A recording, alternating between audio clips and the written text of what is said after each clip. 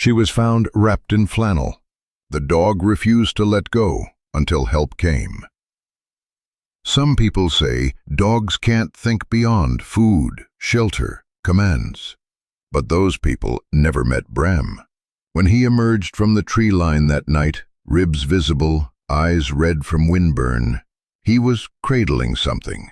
It took Maris a moment to realize it wasn't food or scraps. It was a child. Maybe 6 months old, blue-lipped but breathing. Bram wouldn't let anyone near her at first, not until he'd sniffed every hand, studied every face. Even after he collapsed from exhaustion, he angled his body toward her, shielding her from the cold. And then the questions began. Where had he come from? Who was the baby? And what on earth had they both survived? What they discovered in the forest and in the wreckage buried under snow would lead to something far bigger than one dog, one baby, one storm. This is a story about the kind of loyalty that leaves claw marks on fate itself. A story of survival, sacrifice, and a mother's final wish. The sky above the mountains had gone colorless, not gray, not white, just absent, like an erased canvas stretched over the high pines of northern Colorado. Wind prowled low through the trees, not yet angry, but gathering, the kind of wind that warned those who knew how to listen. Something bigger was coming. At the edge of a snow-covered bluff, tucked beneath a ridge where signal lines died and the roads stopped pretending to be paved, stood a log cabin darkened by time and solitude. Its windows were fogged from the inside, its porch draped in old rope lights that hadn't been turned on in years. Here, the world had long since gone quiet. Inside, Maris Elwood stood barefoot on the worn plank floors of her kitchen, her breath fogging the inside of her chipped ceramic mug. It was strong coffee, burnt, black, and bracing. She drank it, not for pleasure, but habit. Her back leaned slightly toward the cast-iron stove behind her, where embers glowed with a long, patient heat. On the counter beside her, a leather-bound field journal lay half open, blank for over a year. She hadn't written anything since Nathan died. Not a line. The only sounds were the ticking of the wall clock and the occasional shift of timber under the roof. Snow had started around noon, and by now, in late afternoon, it was whispering against the windows in sheets. Not a storm yet, but it would be. Maris could feel it in the creak of her knees, in the ache that never left her left shoulder, the one that shattered in Alaska when the ledge collapsed. That was the last place Nathan was seen. That glacier never gave him back. Maris Elwood didn't just heal animals, she kept secrets. And pain didn't scare her. She moved quietly now, setting her mug down and checking the generator levels. She'd stoked the fire 3 times already, charged the lanterns, and filled the old clawfoot tub with water in case the pipes froze again. Her fridge was mostly bare, but her cabinets were stocked with powdered eggs, broth, and enough tea to survive a siege. She was used to this, preparing for days when the world forgot her. She liked it better that way. Outside, the wind began to moan against the eaves, a deeper sound, like something grieving in the trees. Maris paused beside the back door, peering through the frosted glass. The sky had turned to a dull pewter, and the tree line below swayed like ghosts in unison. A storm, for sure. A big one. In the stable just beyond the fence, her old gelding Griggs kicked once against his stall door, nervous. Horses always knew before she did. She slipped on her flannel-lined coat, boots, and stepped out briefly to check his hay, tighten the latch, and murmur something reassuring into his mane. When she returned to the cabin, she paused in the doorway. There was a picture still taped to the inside wall, a photograph long faded. Nathan, before the accident, He was laughing. She kept it there not for sentiment, but to remind herself why she stopped letting people in. Even now, a decade later, the edges of his voice still lingered in winter silence. She shook the snow from her boots and returned to the hearth, adding another log. The light inside was amber, flickering, the warmth cocooning her in solitude. On the table lay a stack of unopened mail. Veterinary supply invoices. A holiday card from Nora, unopened but familiar. The edges were curled from weeks of indifference. She reached for the kettle instead. Then, thud. A single low impact against the front door. Maris froze. It wasn't the sound of something falling. Nothing slid. Nothing clattered. It was a soft, final sound. Like weight giving in, like life coming to rest. Her fingers tightened on the kettle handle. Nothing ever came up here uninvited. Not in this weather. Not this far. Slowly she set the kettle down, eyes narrowing toward the door. For a moment, all was still again. The wind howled outside. But that was normal. The wood in the stove cracked. Also normal. But that sound, the one at the door, wasn't wind, wasn't stove. It was someone. Or something. She didn't reach for the shotgun. Something in her gut told her it wasn't danger. It wasn't fear that stilled her. It was recognition. Like her bones already knew what her eyes hadn't seen yet. She stepped forward, her boots silent on the old wood, every nerve tuned to something ancient and electric. When she opened the door, the wind came first, wild and sharp, lights glow. And then she saw it. A shape slumped against the threshold. A dog. No, not just a dog. A German shepherd. Massive, fur caked in snow, blood streaking its flank. Its ribs heaved in short, shallow jerks, and one of its hind legs lay twisted beneath it at an angle that screamed fracture. But that wasn't what made Maris choke on her breath.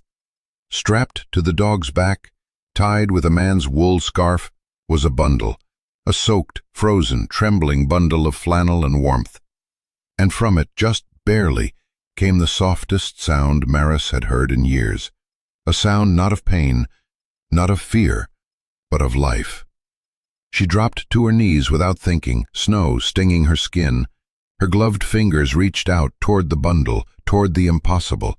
And in that moment she no longer heard the storm, or the wind, or the past whispering her name. Only one thing echoed in her chest. Someone sent her here. The door groaned on its hinges as Maris cracked it open against the wind. The storm surged forward like a beast unchained, flinging snow into her face, clinging to the hem of her coat and the cuffs of her sleeves. Visibility was near nothing now, a pale void swirling violently just beyond the porch. But even through the chaos, she saw the shape again. Slumped against the top step, half buried in white, was a dog. Massive, coated in snow and streaked with something darker. He wasn't lying on the porch. He had reached the door. His shoulder pressed up against the base of it, as though he'd made it only that far and could go no farther, a frozen sentinel at the edge of death. Maris stepped forward, boots crunching over the frost-laced boards.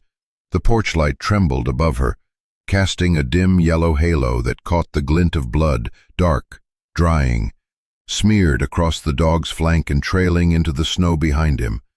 His chest rose in broken spasms. Every breath looked borrowed. A German shepherd. Even half dead, there was no mistaking the breed. Broad chest, intelligent brow, noble lines now dulled by exhaustion and pain. His fur, once thick and likely a rich sable, was soaked and matted with ice, as though he had crawled through rivers and thorn. But then she saw what stopped her cold. Strapped to his back, tucked against the arch of his spine by a woolen scarf wound clumsily but deliberately, was a bundle. Maris's breath caught. The scarf was soaked through, wind-whipped and stiffened by frost, but the knot was tight, double-looped like someone had meant it to hold. The flannel bundle bulged oddly in the center, misshapen and trembling. Then it moved, a twitch, barely more than a ripple. but it moved. Maris dropped to her knees, not feeling the ice beneath her, not noticing the cold that bit into her jeans. Her gloves were thick, but her fingers worked quickly, gently. She loosened the scarf, unraveling it from beneath the dog's belly. Strong. Her hands trembled not from fear, but from the unbearable weight of hope. She peeled back the layers of flannel, sodden and stiff from the storm. Inside, pressed against the dog's spine, body curled instinctively for warmth, was a baby, a newborn girl. Pale, silent, lips tinged blue. Her skin was mottled, breath shallow, and her tiny fists were curled tight to her chest. No crying, no sound. Just a fragile rise and fall of ribs beneath damp cotton. "Oh God," Maris whispered, her voice nearly lost in the wind. "No, no, no. Hold on, little one, hold on." She gathered the infant into her arms with the practiced grace of someone who had held too many broken things. Her coat flared open, and she tucked the baby against her chest, sealing her inside like an ember that could not go out. The German shepherd stirred beside her, not a movement of muscle, but of intention. His eyes cracked open, amber, intelligent, weary beyond measure, and found her face, not the baby's. Hers, as if asking silently, "Did I do enough?" Maris didn't speak. She didn't have to. She rose, with the baby clutched to her chest, and backed toward the cabin, forcing the door wide. The wind screamed in protest behind her. Snow swept in, clawing at the floorboards. She turned her back to it and crossed the room in long, purposeful strides. She laid the baby down gently on her examination table beside the hearth. Fleece-lined, warmed by the proximity to the fire, and moved into motion so automatic it bypassed thought. Heat lamp, dry towels, baby thermometer, glucose drops. She stripped the infant of her soaked onesie, rubbing the limbs with slow, rhythmic pressure, still breathing. Still breathing, a faint, shuddering cry emerged, like the bleat of a lamb just born, a sound so thin it barely stirred the air. But to Maris, it sounded like the cracking of ice under morning sun. She exhaled, knees buckling for a moment, as she leaned over the tiny form. "You're okay," she murmured, wrapping the girl in layers of fleece and cotton. "You're safe now." She tucked a knitted cap over the child's head, one she had used once for a lamb born midwinter. The baby stirred, eyelids fluttering, mouth open, in a breath that caught like a hiccup. Still no tears. Just survival. Maris glanced into the warmth of the firelight. He didn't fight. He didn't help. But his eyes, those quiet, burning eyes, never left the baby. Not once. Maris knelt beside him, brushing ice from his coat, her fingers trailing over the matted fur. His leg was mangled, his pads torn raw. But there was something else. Beneath the thick neck fur, she found a ridge of scar tissue, a smooth ring, an old collar wound. He had been chained. Left. "Where did you come from?" she whispered. "And how the hell did you find me?" No answer, of course. But as she reached for the antiseptic, she noticed the faintest twitch of his tail. A single thump, soft, measured, toward the fire. Or maybe toward her. Maris slammed the door against the storm with her shoulder, sealing the cold outside like a breath held too long. Snow scattered across the floor behind her, mingling with drops of blood and melted ice. The room, once quiet and still, had shifted into something urgent, alive. The baby, so small she barely seemed real, lay cradled in a fleece-lined basket beneath the heat lamp. Her lips were still tinged blue. Her skin, porcelain pale, looked too fragile to touch. But she was breathing. Shallow, yes, but steady now. Her chest rose and fell in tremulous rhythm, like a candle flickering on its last inch of wick. Maris moved with a kind of speed that didn't look rushed, just precise. She rolled up her sleeves, snapped on latex gloves from the cabinet near the sink, and pulled her emergency kit onto the counter. This wasn't the first time she'd fought for life in this room, but it was the first time it was human. She whispered under her breath as she worked, more to ground herself than anything else. Warm the core first, extremities last. No sudden heat. Gentle, rhythmic. She used a warm towel to dry the baby's skin, carefully avoiding friction burns. Then a second wrap, lined with alpaca fleece, was layered around her like a cocoon. She adjusted the angle of the heat lamp, watching the thermometer clip to the blanket. 94.2. Still low, but climbing. Her fingers moved automatically, checking pulse, capillary refill, reflexes. She swabbed a glucose drop beneath the girl's tongue, then stroked her cheek gently to encourage a suckling reflex. The baby's fingers flexed. A twitch of the mouth. Then, a sound. Not a cry, just a fragile rasp of air, like a breath that had waited too long to arrive. Maris leaned in, her chest tightening. The baby swallowed hard. You brought her here, and you waited to hear her breathe. The baby let out another soft sound, a short, hoarse mewl. Her fists unclenched slightly. A tiny hand brushed the inside of the blanket, reaching without direction. Maris bent closer, tucking the wrap securely beneath the girl's chin. Her voice dropped to a whisper, cracking under the weight of it. "Eden," she murmured. "That's your name." The name rose from her lips like it had been waiting there all along. Eden. The infant stirred at the sound, eyelids fluttering. "You're safe now," Maris whispered. "You made it through the storm." She stayed there for a moment, kneeling beside the child, one hand resting lightly over the rise and fall of her chest.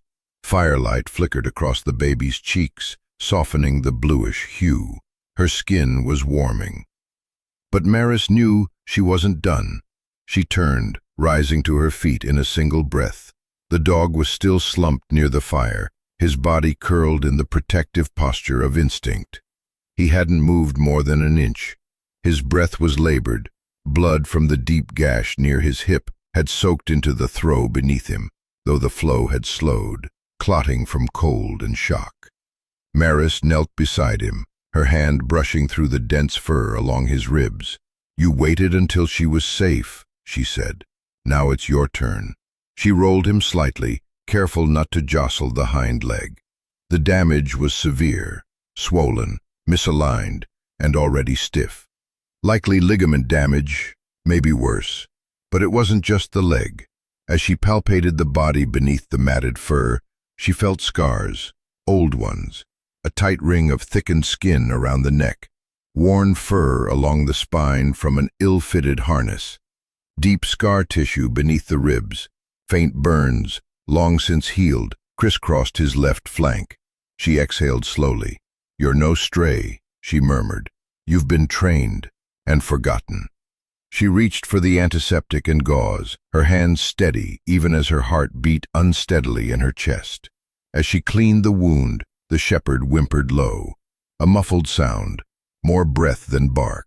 But he didn't snap, didn't flinch, just kept his eyes on the child, like some part of him was still guarding her.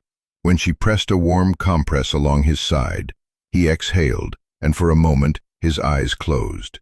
Maris paused, brushing the wet fur from his brow. "You're a good boy," she said softly. "You did something no human could have done." She drew up a low-dose sedative from her emergency canine kit, just enough to keep him from slipping into shock. As she injected it beneath the skin, she whispered something else. "Your name's Bram," she said, like the one who carried the weight of the world. The name hung in the space between them, and as if he understood, Bram's ear twitched toward her. She sat back on her heels, exhaustion hitting her, were wet, her cheeks flushed from windburn. But for the first time in years, something inside her moved, not like a breaking, but an unfreezing. Outside, the wind howled louder, flinging ice against the cabin walls. Inside, there were only 3 heartbeats, and for now, all 3 were still fighting. Maris stood and crossed back to the baby. Eden had drifted into a sleep so deep it didn't look like sleep at all, just stillness, soft and complete.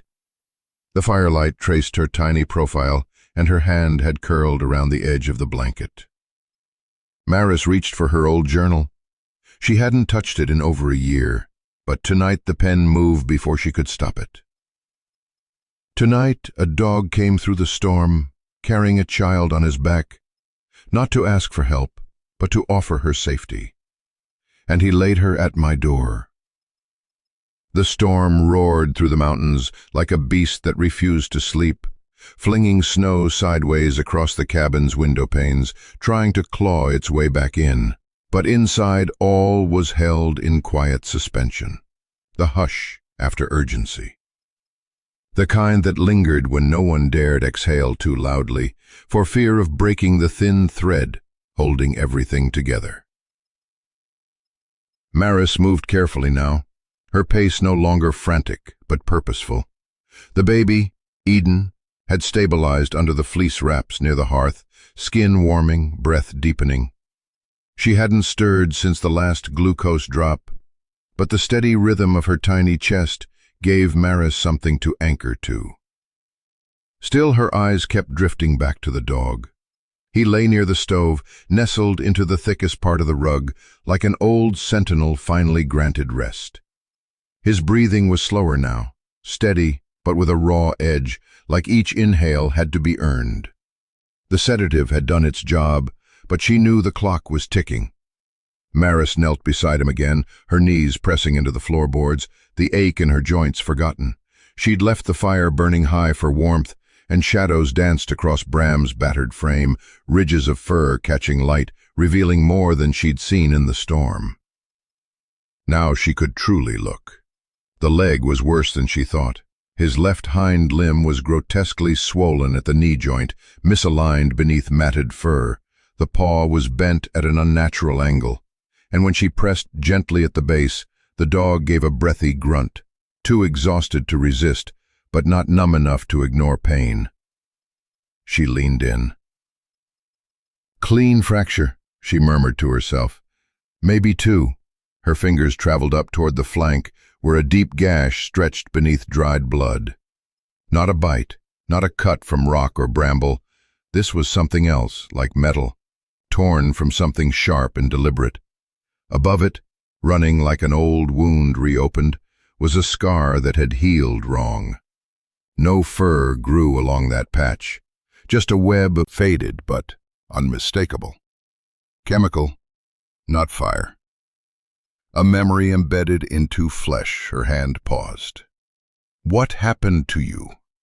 Her voice was quiet, not the voice of a vet now, not a doctor cataloging wounds, but a woman trying to understand something wounded enough to keep walking through a mountain storm with a baby tied to his back. The light shifted and she saw it, just beneath the right shoulder blade, barely noticeable unless you looked for it. A tattoo. Faded black ink, partially obscured by time and scar tissue, letters and numbers, K9D7. Military or police, retired or discarded or worse. She pressed her palm gently along his side. "I've seen working dogs before," she whispered, "but none like you." He didn't respond. His eyes remained closed, but then slowly they opened again. Those amber eyes rimmed in dark fur found her face, then drifted, not toward the door, not toward the window, but back across the room, to Eden. Even from across the cabin, even in pain, even now, he watched her, not her blanket, not the lamp, not the heat. Her, like a soldier checking the heartbeat of the one he was assigned to protect. Maris followed his gaze, her throat tightening. "You never stopped looking at her." Bram blinked slowly. "Where did you come from, boy?" she asked, her voice a rasp. "And why her?" The question fell into the space between them like snow on pine, silent but heavy. She reached forward, resting her hand on his head, just behind the ear, where the fur was still thick and warm. "You weren't running," she said softly. "You were delivering." She closed her eyes, just for a second, let herself feel the weight of it. Not just the storm or the child or the silent trust of a dog who had crossed a mountain, dying just to keep her breathing, but something else, purpose. It had been so long since she'd felt that. The last time had been on a glacier ridge, holding Nathan's hand as the world crumbled under their feet. The rescue team had pulled her out. Nathan didn't make it. After that, the world had gone quiet, and she had let it. But this dog, this baby, they'd come to her door not as a plea for help, but as a passing of torch. As if someone somewhere had whispered, "Bring her to the one who'll understand." She opened her eyes again. "You chose her," she said to Bram, "and now you're trusting me." A long breath left his chest, slow and resigned. His eyes never wavered from the girl. Maris moved again, pulling a set of sterile bandages from her medical case. She wrapped the leg with a splint fashioned from carved pine kindling and gauze, tied with surgical tape. The pressure would help until swelling dropped. She packed the gash near his flank with clotting powder and antibiotic gel. She injected a second round of fluids under the skin. It wasn't perfect, but it would hold. When she finished, gently over him, tucking it beneath his chest and paws. As the warmth soaked in, his muscles relaxed further, his head lowering to the rug. Still, his eyes stayed open, watching Eden, guarding, even now. Maris sat back against the wall, arms resting on her knees. For a long time, she didn't say a word. Outside, the storm screamed like a warning. Inside, 3 lives held their breath. And somewhere inside Maris, something that had long been frozen, shifted. The knock came just before dawn. Not frantic, not urgent, just 2 firm raps on the side door, the kind only one person would ever use out here. Maris was already awake. She hadn't slept. She'd spent the night pacing between Eden's basket and Bram's motionless body. Her own thoughts a slow churn of questions with no edges. She opened the door before the second knock fell.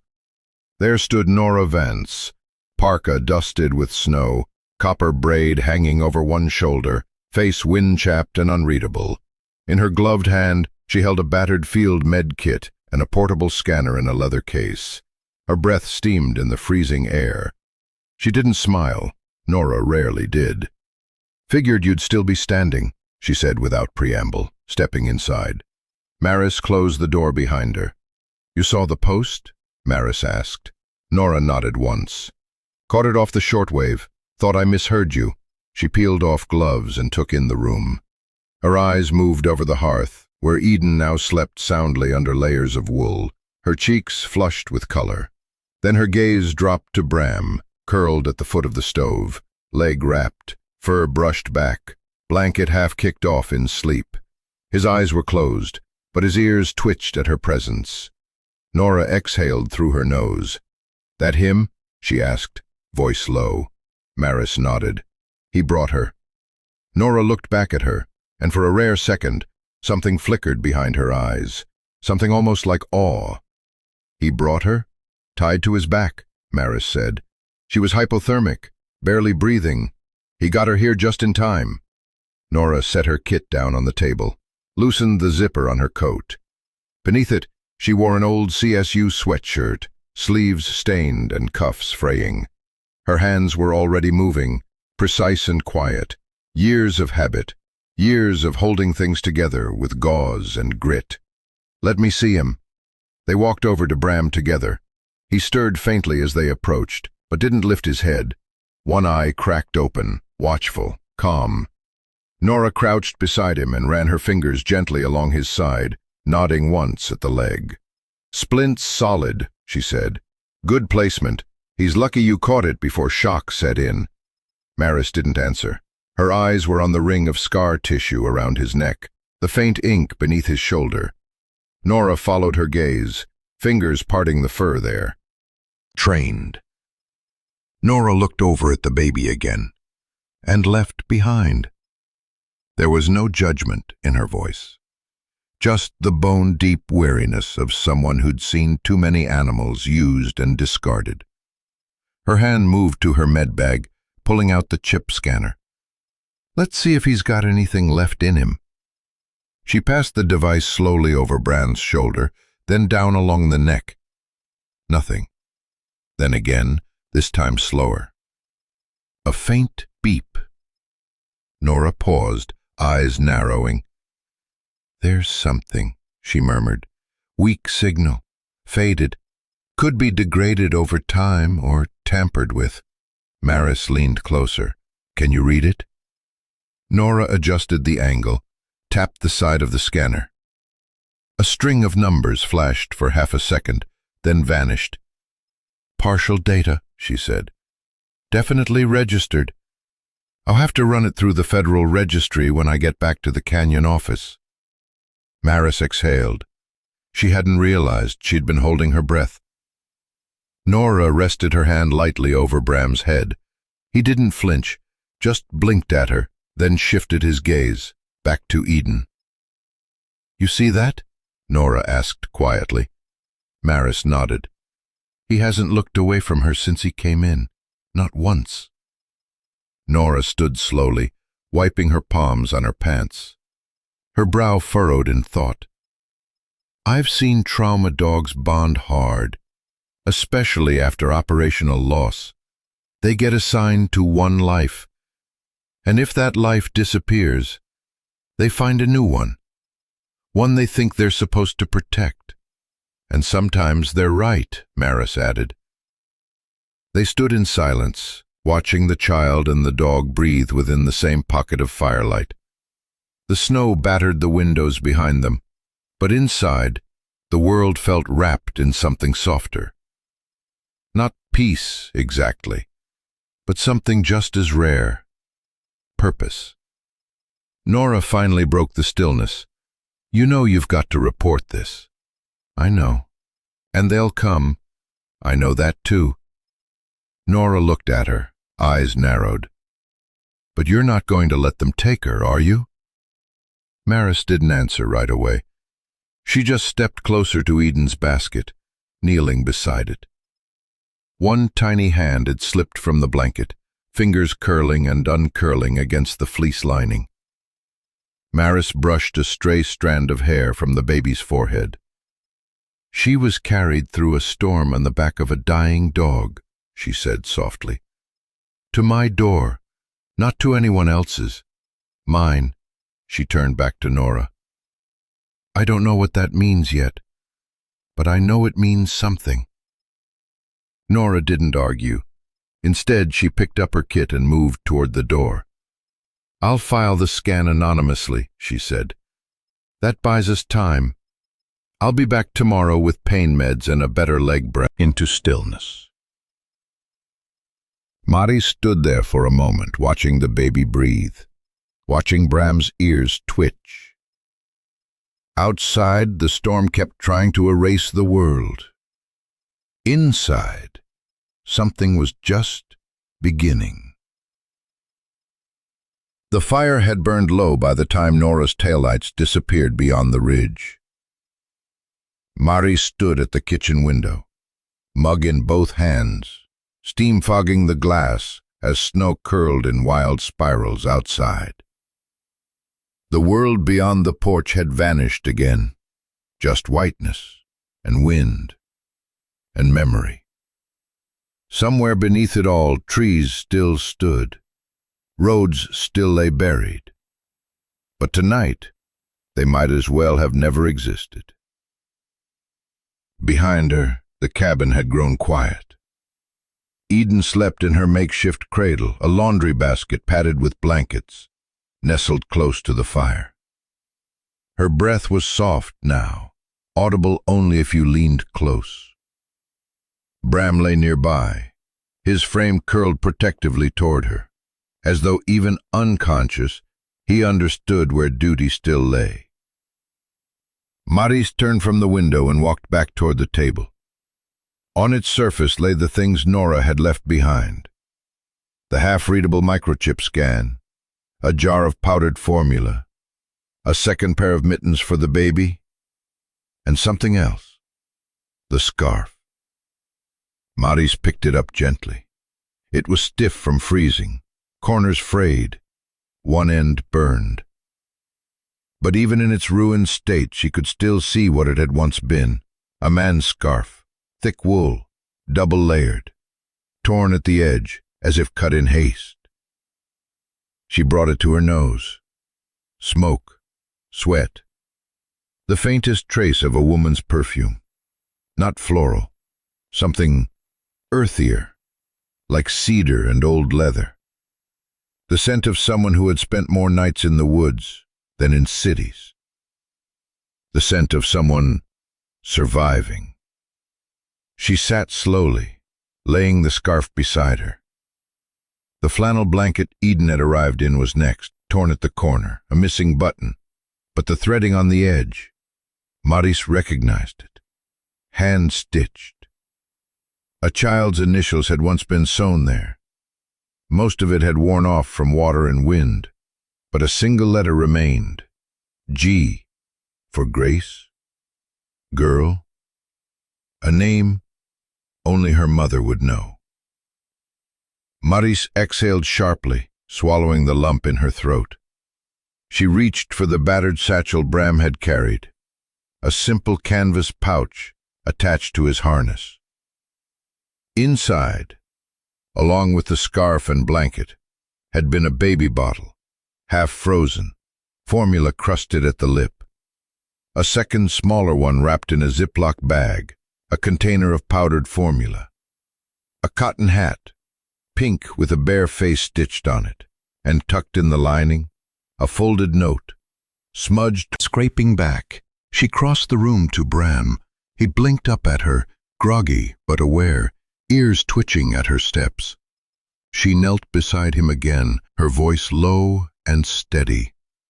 "You didn't just find her," she said. "She was handed to you." She rested her hand gently along the side of his head. "Someone trusted you with her." He didn't move, but his tail gave one faint flick. Maris looked past him, toward the window. "Which means there might be someone else out there, someone who tried, and maybe didn't make it." She rose, grabbed her coat from the back hook, and pulled on her boots. The storm outside hadn't let up, but she knew its pulse now, like a breathing thing. It was weaker than it had been hours ago. The worst had passed, and whatever trail Bram had left behind was already half buried, but not gone. She reached for the heavy flashlight hanging by the door, tested the batteries, then moved to the back storage bench. From inside, she pulled out a weather-worn pack, her old emergency kit, still packed from the last time she'd told herself she'd never use it again. Inside, first aid, hand warmers, glucose tabs, foil blanket, water purification pills. She added formula and a small bottle, just in case. When she turned, Eden was stirring in the basket. Not crying, just a flutter of movement, as if sensing something. Maris knelt and tucked the blanket around her shoulders again. The baby's fingers brushed her palm, curling there instinctively. "I'll be back," she whispered. She rose and looked down at Bram. "I need to follow your trail, boy. Whatever's out there, I need to see it with my own eyes." She hesitated at the door, one hand resting on the wood. The storm howled again, louder this time, as if challenging her. But her voice didn't waver. "You carried her here. I owe it to you, to her, to find out where she came from." She opened the door, and the wind rushed in like an old enemy. She stepped out into the snow, boots crunching into the newly crusted surface, light swinging from her hip. The world was white and cold and blinding, but she didn't flinch, because beneath the fresh fall she could still see them, faint paw prints, deep and deliberate, trailing down the slope and disappearing into the forest. She followed, not because she had to, but because someone had once walked through a blizzard and delivered life to her door. Now, it was her turn to carry that thread backward, to find the rest of the story. By first light, the storm had quieted, not disappeared, just changed its shape. The wind had dropped to a whisper, and snow no longer came sideways in sheets, but fell in soft, deliberate flakes, each one spiraling through the heavy air as though the mountain had exhaled and was finally letting go. But it was thick fleece beneath her coat, and strapped the flashlight to her hip. Her gloves were lined with thermal fur. The boots, weathered from years of use, were stiff but dry. She tucked extra glucose tabs and foil packs into her side pouch. One last thermos of tea into her pack. She hadn't said much to Nora. She didn't need to. The older woman had arrived again at dawn without being asked, like she'd felt the tension in the air from across the canyon. She brought a proper brace for Bram's leg and a travel crib for Eden, but most of all, she brought silence. The kind that didn't question, just understood. "She's warm," Nora said now, one hand resting lightly over Eden's blanket bundle near the hearth. "Fed, changed, sleeping?" Maris glanced down. Eden's fingers had curled again around the edge of the wool lining, one pink fist peeking out like a sign of stubborn life. "I'll follow his trail," Maris said, "just far enough to know." Nora didn't argue. "If I'm not back by sundown, you'll be back," Nora said simply, and reached over to tighten Maris's scarf. "I'll be right here."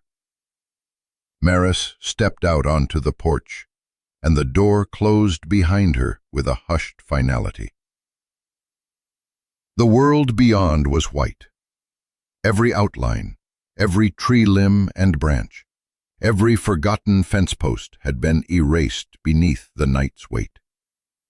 The road was gone. The hillside looked untouched, except for the trail. Barely there, but visible if you knew how to look. A staggered line of paw prints, melted slightly from yesterday's warmth, and then flash-frozen in place. Each one dug deep into the crusted snow, spaced with determination, slanted as if angled against wind. Maris followed them. She crossed beneath the pine trees at the edge of the property, her breath forming brief clouds in the stillness. The deeper she went, the more the world narrowed, branches closing over her head, snow brushing her knees. Sound vanished. Even the creak of her boots felt like a trespass. The forest here had its own gravity. These were the woods she had avoided for years, not out of fear, but because they remembered her. Because silence out here wasn't just quiet. It was echo. It carried the past like steam rising off old water.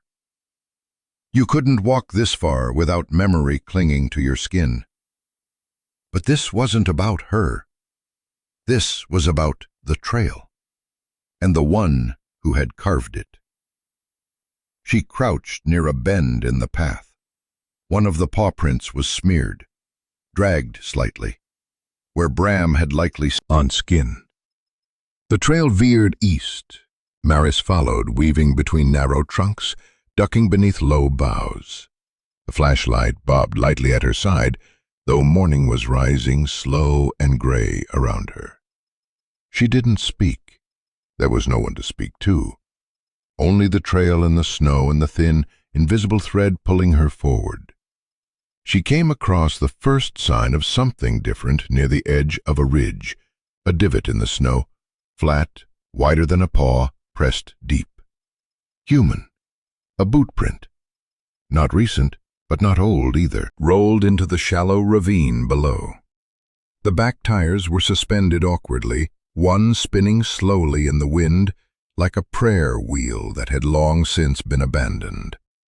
Maris stood frozen, her breath fogging into the bitter air. This was it. The trail hadn't lied. Bram hadn't lied. She picked her way down the slope carefully, boots crunching over packed snow and scattered debris, shattered glass, torn fabric, a single cracked rear-view mirror still clinging to its frame. The trees thinned, just enough to let morning light filter through, dusting the crash in pale gold and ash gray. The SUV's front end was crumpled inward like a crushed soda can, and the windshield was spider-webbed with fractures. One airbag had deployed, now deflated and limp. The rear doors hung open, one crooked on its hinges, the other half ripped from its frame. Around the wreckage, the snow was uneven, melted slightly from engine heat, then frozen again. Footprints, paw prints, blood. Pieces of someone's story, scattered like confetti, meant for a celebration that never came. Maris circled slowly, her pulse pounding in her ears. Then she saw her. At first, she looked like driftwood, a shape frozen in place, slumped against the base of a pine tree, just 10 feet beyond the vehicle. A woman, dark hair matted with ice, coat torn across the back, legs twisted unnaturally beneath her. One arm was curled beneath her body, the other wrapped around nothing. An absence that screamed. Maris dropped to her knees beside her. The snow here had crusted over her limbs, trying to pull her into the forest floor. Her lips were parted, frost clung to her lashes, but it was her arms that hit hardest. They were locked in a posture of protection, as if the last thing she did was hold something close. The baby. Eden. Her body had given out, but not before she'd passed her daughter to Bram. And the dog had carried her the rest of the way. Maris reached trembling fingers toward the woman's coat. Her hands moved with the careful reverence of someone laying a wreath, not investigating, but bearing witness. She found the wallet in an inside pocket, charred at the edges, leather warped by heat. Inside, an ID. Isabel Reyes, 29, Oregon address. There was a folded photo, too. Isabel sat on a bench, bundled in the same coat she wore now, one hand on her rounded belly. Her eyes held something fierce, joy sharpened by survival, like she knew the odds and smiled anyway. Beside her, known that the only thing she could do was place her child in the care of something faithful, something faster than she could be. She had tied her baby to a dog, and it had worked. Maris folded the note slowly and slipped it back into the wallet. Then she looked down at Isabel, fingers curled in snow, face turned toward where the dog must have gone. "I'm sorry," she whispered, voice cracking in the cold. "But she's alive. You did it. She made it." The wind stirred behind her, brushing snow from the branches overhead like a gentle touch on the shoulder. She closed Isabel's coat and brushed snow from her lashes. There was nothing more to be done here, except carry the story back. She rose and turned to face the SUV again. Inside the front seat, the passenger side door was buckled inward, wedged shut. But the back seat, that was where she found more fragments of the life that had lived here. A torn diaper bag, a ripped blanket, an empty formula container, a small plush bear stitched at the neck. She took them all gently and placed them in her pack. They weren't just artifacts. They were proof. Proof that someone had loved this child enough to plan, enough to risk everything, enough to trust that the world might have one corner of kindness left. And that corner had been her doorstep. Maris stepped back, looking once more at the snow-covered scene. It didn't look like wreckage now. It looked like a crossroads, a point where one life ended and another was handed off, through blood and ice and the fierce, relentless instinct of a mother who refused to surrender. She whispered again, this time more certain, "Your girl is safe." Then she turned, the pack heavier on her shoulders now, and began the slow walk back. Behind her, the trees stood silent again, but this time they felt witnessed. The wreck had told her enough to grieve, but the surroundings, they whispered something deeper. Maris stood in the silence long after she should have left, her boots planted beside the flattened snow where Isabel's body had been cradled by the tree. The cold had seeped through her outer layers, through skin, into joints and marrow, but her feet refused to move. Something wasn't right. It wasn't just the crash. It wasn't just the desperation. It was everything around it. The small, overlooked pieces that didn't quite fit the story of a family on the run who simply skidded off a mountain road. Because this wasn't a road, and no one just ends up here. Her eyes scanned the area again, this time not for life, but for intention. And there it was, half covered in snow, near the base of a hollowed stump, a blackened ring of ash, like the remnants of a fire long since extinguished. She crouched, brushed the snow aside, charred twigs, burned bark, not fresh, but not old either. Someone had built a fire here, not from accident. Pouch. Rations, the kind used by long-haul hikers or disaster preppers. Nearby, a melted plastic wrapper stuck out of a snowbank. Baby wipes. Not frozen. Recently used. Maris felt a slow breath leave her lungs. She moved deeper into the brush, her gloved fingers grazing a low pine branch. There, snagged in the needles, was a strip of flannel, a sleeve torn at the elbow. She tugged it free. It was from the same material Eden had been wrapped in. But this wasn't just clothing.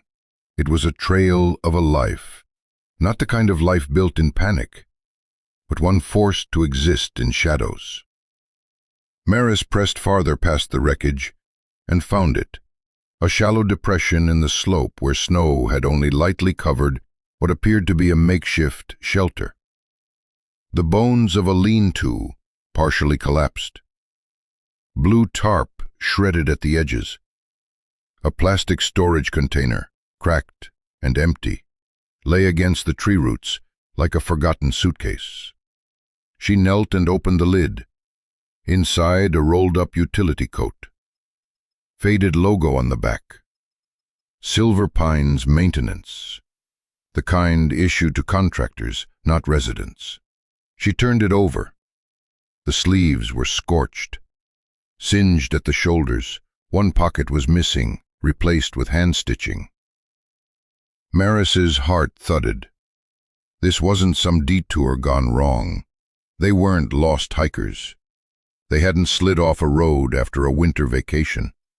They had been living here, on purpose, off-grid, out of reach, hiding. She sat back on her heels, the coat bundled in her lap, and let her eyes sweep the scene again. Not as a medic, not even as a woman with a child now sleeping back home, but as someone who knew what it was to disappear from the world. And suddenly, everything made sense. The scarf, the bottle, the bag packed with formula, and a handwritten note. They weren't just the last-minute instincts of a woman in crisis. They were the plans of someone who had been waiting for the worst to arrive. And when it came, when fire or fear or force finally drove her from this makeshift home, she had one last card to play. She tied her child to the back of a wounded dog and sent him down the mountain. Maris held the coat tighter, the scorched edges brushing her hands. "You weren't running," she whispered. "You were surviving." The words caught in her throat like ice. She turned to the burned remains of the lean-to again, crouching lower now, brushing aside snow like turning pages. Near the back wall, a line of stones blackened on one side, a cooking pit, small but efficient. Someone had lived here long enough to build a system. There was a child's spoon, melted at the tip, more toward the SUV, now framed by branches like a relic sunken into time. What had felt like the center of the story now felt like its final page, not the moment of accident, but the punctuation after a long, silent sentence. She pulled the utility coat under her arm and turned back toward the trail. The sun had begun to rise higher now, casting thin slashes of gold across the snow. It didn't warm her, not really, but it helped her see. And what she saw was this. Isabel Reyes hadn't gotten lost. She had been erased by someone or something, and all she had left to fight back with was instinct, maternal rage, and the unyielding loyalty of a dog no one had counted on. Maris tightened the straps on her pack and began the slow climb back up the ridge. The wind returned as she walked, no longer screaming, but whispering through the trees. It carried the smell of smoke, the ghost of warmth. She paused at the top of the incline and looked back one final time. Then she said it out loud, like a promise to the frozen trees and the woman who'd trusted the storm more than whatever waited behind her. Someone was chasing you. She turned. And you didn't run. You resisted. The door creaked open, not with drama, but with weight, the kind that clung to Maris's coat, her boots, and especially her eyes. It wasn't the snow she carried back into the cabin, but the knowing. Inside, the fire crackled soft and low, shadows dancing against log walls, stained with age and time. The storm had calmed, at least for now, replaced by a stillness that seemed too gentle for the truth she'd just walked through. Nora turned from the kitchen counter as Maris entered. Her hands were damp from washing bottles. There was a small towel thrown over her shoulder, and a tiredness in her face that went beyond fatigue, the kind only caregivers carried. "She's stable," Nora said, voice low. "Sleeping now. Took 2 ounces without fuss."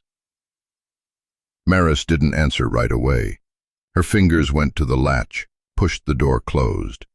It shut with a muffled click that sounded like finality. She stood there for a long moment, snow melting in droplets off her hood, eyelashes tipped in ice, her breath shaking the quiet. Nora waited. She always did. Not just for words, but for truth. Maris had once told her, years ago, that silence often held more meaning than speech, but tonight, even silence was too fragile. "I found her," Maris finally said. Nora didn't need to ask who. She stepped closer, catching the shift in Maris. "Young," slumped under a tree like she'd crawled away after impact. Still holding her arms, like she was cradling someone. She didn't say a baby. She didn't need to. Nora's eyes dimmed. She glanced toward the back room, where the infant lay wrapped in warmth and borrowed life. Maris moved to the table, pulled off her coat. The fabric whispered as it slid from her shoulders. Snowflakes melted into the wooden floorboards. She dropped the coat onto the chair and retrieved something from the inner pocket. A photo. Worn at the edges, slightly damp. She handed it to Nora. A snapshot, faded but alive. A young mother, wide smile, holding a baby with round cheeks and a flannel scarf wrapped tight. Behind them, a treehouse half-built, a dream unfinished.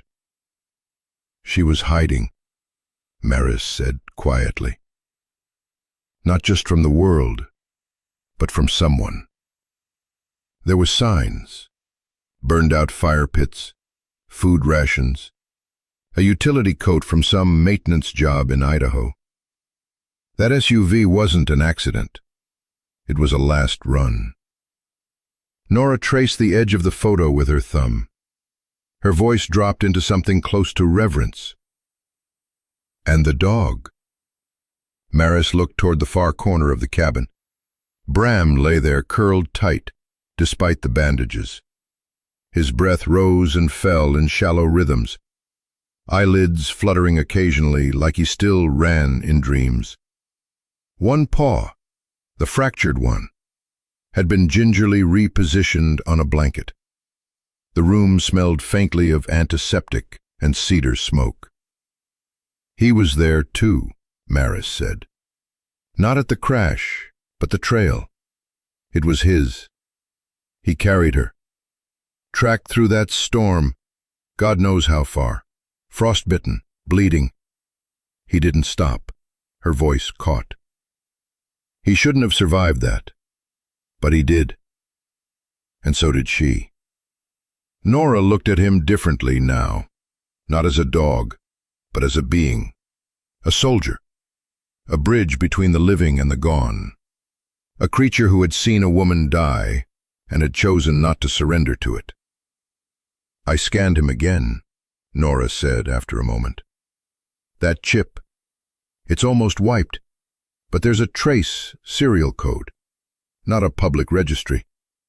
Might have been military or something similar. I'll keep digging. Maris nodded, but her gaze didn't move from Bram. He never once looked away from her, she whispered. Who? Nora asked. The baby. There was a long pause. I don't know what he went through before this, Maris added, but whatever broke him, it didn't break that. She walked slowly toward Bram, knelt down beside him. The floor creaked gently beneath her.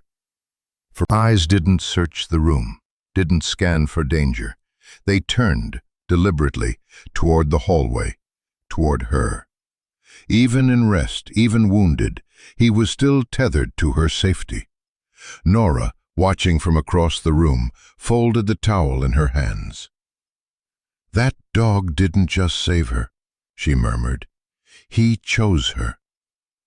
Maris didn't speak, but her eyes shimmered in the firelight.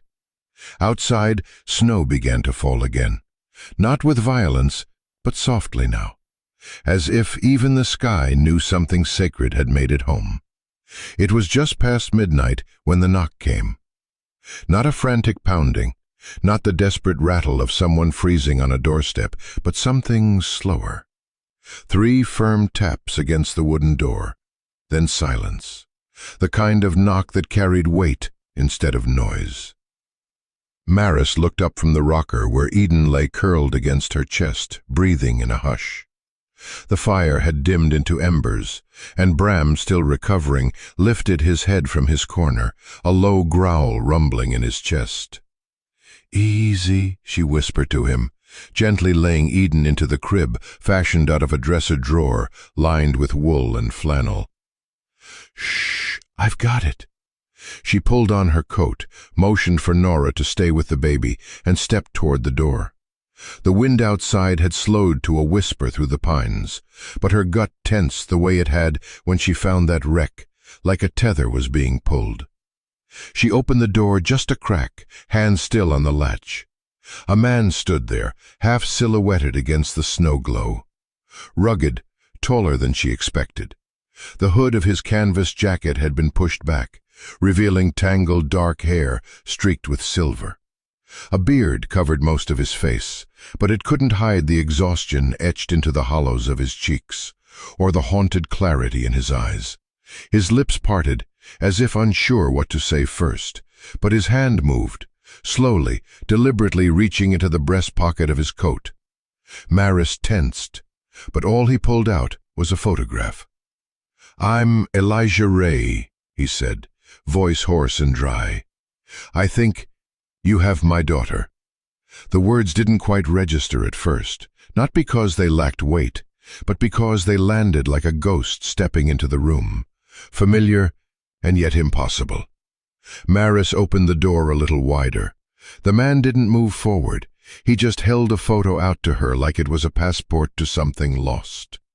She took it gently. It was worn, a little frayed at the corners from being held too often. But the image was clear. A young woman, Isabel. Her hair tied back, belly round with pregnancy. Standing beside her, arm wrapped around her waist, was the man in front of her now. He looked younger then, less carved by grief, smiling. Maris swallowed hard, her voice catching. "You're Elijah," he finished. "Her partner, father of—" Hesitated, still clutching the photo. "She's alive," she said finally. "She's safe, for now." He let out a sound that wasn't quite a breath, wasn't quite a sob, just a long, aching release from somewhere inside his ribs. "Come in," she said softly, stepping aside. Elijah crossed the threshold like a man not sure if he was walking into reality or a memory. Inside, the warmth hit him like a wave, firelight painting gold across the old wooden walls. He blinked, as if adjusting to the idea that life still existed here, that something had been preserved. And then he saw Bram. The dog had stood up, limping slightly, his bandaged paw awkward but firm. His eyes locked onto Elijah with something unreadable. No growl this time, just a stare, low and steady. "You," Elijah murmured, his breath catching. "You made it!" Maris looked from one to the other. "You know him?" Elijah nodded slowly. "His name's Bram, short for Bramwell. He was assigned to us when the Safe Haven program broke down. Isabel called him her shadow." Maris's heart tightened. She'd whispered that same word just hours ago. "He carried her," Maris said quietly, "on his back, through the storm. He never let go." Elijah's knees bent slightly, like he'd just been hit in the chest. His hand found the table to steady himself. "I told her," he rasped, "if anything happened to me while I was finding food, to head south, follow the pines until she saw the mountains split. I left her the last full tank of gas. I never thought—" His voice broke. Maris guided him gently to a chair. "I found the wreck," she said, her voice soft. "And her. She didn't make it." Elijah's jaw clenched. His eyes brimmed, but no tears fell. His grief came in the form of silence, tight shoulders, fists curled into fabric. "She tried," Maris added, "with everything she had. She wrapped the baby so carefully, left a note in her coat pocket." He looked up. "What did it say?" Maris met his gaze. It said, "Please raise her somewhere kind." He nodded once, a single sharp motion. Nora stepped forward then, holding Eden gently against her shoulder. Elijah stood, and time for a moment stopped. He approached slowly, as if afraid to break something invisible in the air. His eyes never left Eden's face, the delicate curve of her nose, the tiny fingers curled into Nora's collar. When she stirred softly and let out a breath, it was as if the world tilted back into place. "She looks like her," he whispered. Then his voice cracked. "God, she looks like her." Maris stood at his side now, watching him take in the daughter he thought he'd never see again. "I named her Eden," she said. Elijah turned, eyes still wet but shining. That's what Isabel wanted, he said, if she was a girl. And for the first time that night, the cabin wasn't just a place of survival. It was the beginning of something else. Something fragile. Something new. The silence after the storm wasn't outside. It settled inside the cabin, like dust in an old prayer. Elijah sat beside the hearth now, coat draped over the back of the chair, boots thawing near the fire. Eden lay curled against Morris's chest, fast asleep again after the stir of voices, her tiny fists still clenched, as if she were holding on to something invisible. Brahm rested just a few feet away, one eye half open, ears twitching at every sound the wind no longer made. Elijah's eyes hadn't moved from the baby since Nora had passed her to Morris. There was reverence in the way he looked. Not ownership, not insistence. Just a deep, fractured longing stitched with awe. Morris finally spoke. "I thought you might demand her. Walk in and say she's yours." Elijah's jaw flexed, then loosened. "I thought I might too." He rubbed his face, fingers digging into the lines time and grief had carved. But standing there, seeing her, his voice wavered. "I realized I don't want to take her. I just need to know she's breathing, that she's not alone in the world." He glanced at Morris, his gaze raw. "That's enough for tonight." The fire popped softly between them. "I don't have a home to take her to," he added after a beat. "No family, no clean record, just a man with frostbite on his toes and a name barely worth saying at the door." He looked around the room, mismatched furniture, dried herbs above the sink, the quilt folded with care in the corner. This place, it feels like it was waiting for her. Morris shifted slightly, adjusting Eden in her arms. The baby stirred, then relaxed again, her breath warm against Morris's collarbone. "You came here for her," Morris said, voice even. "Not for me, not for shelter, not for the past, just for her." He nodded. "I don't want to cause trouble," he murmured. "I've got nowhere else to go. Just let me help. Chop wood, shovel snow, watch the dog when you sleep." Morris studied him for a long moment. His presence didn't feel like a threat. If anything, it felt like something had returned that never properly left. Nora had fallen asleep on the other armchair, legs curled, a blanket across her shoulders. Even Brahm had stopped watching Elijah with suspicion.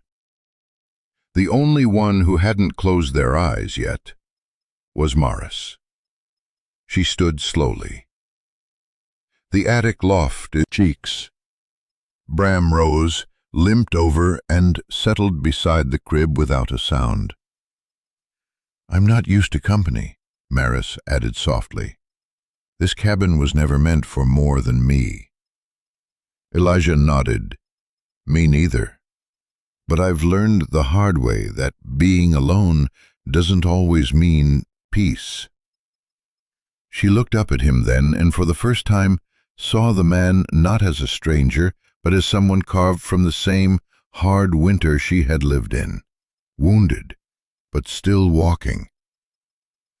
Morris stepped to the door beneath the attic stairs and pointed. "There's a lantern and a bucket for meltwater.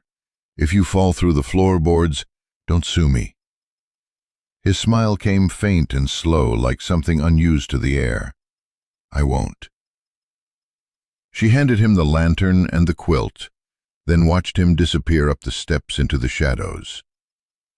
When the door clicked shut behind him, she stood still for a long time, listening, not to danger, but to breathing. The breathing of a man trying to sleep without his child, above a woman guarding that child, like it was the only thing keeping her own heart beating steady. In the soft flicker of firelight, Eden stirred once more, and Maris whispered into the dark, "He's not here to take you, just to see." The wind outside picked up again, but this time it sounded less like grief and more like something passing through, on its way to somewhere quieter, somewhere kind. Morning in the cabin came quietly with no sunrise, just the slow shifting of storm-gray light pressing against frosted windows. The wind had eased overnight, but the air still carried the hush of something holding its breath.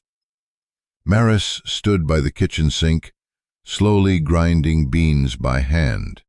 It was a ritual more than a necessity. The rhythm helped keep her mind from wandering too far into thoughts she couldn't finish. Elijah was outside splitting wood. She could hear the dull thunk of the axe echoing through the stillness, followed by the rasp of logs being stacked. He moved with quiet determination, not a man trying to impress, just one trying to repay a debt no one had asked him to cover. Inside, Nora knelt near the fireplace, coaxing the flame back to life. She'd been silent all morning, her eyes more tired than usual. Maybe it was the weight of having an extra soul in the house. Or maybe it was something else, something only women who've seen too much of life carry in their silence. Bram lay near the door, his gaze fixed on the threshold.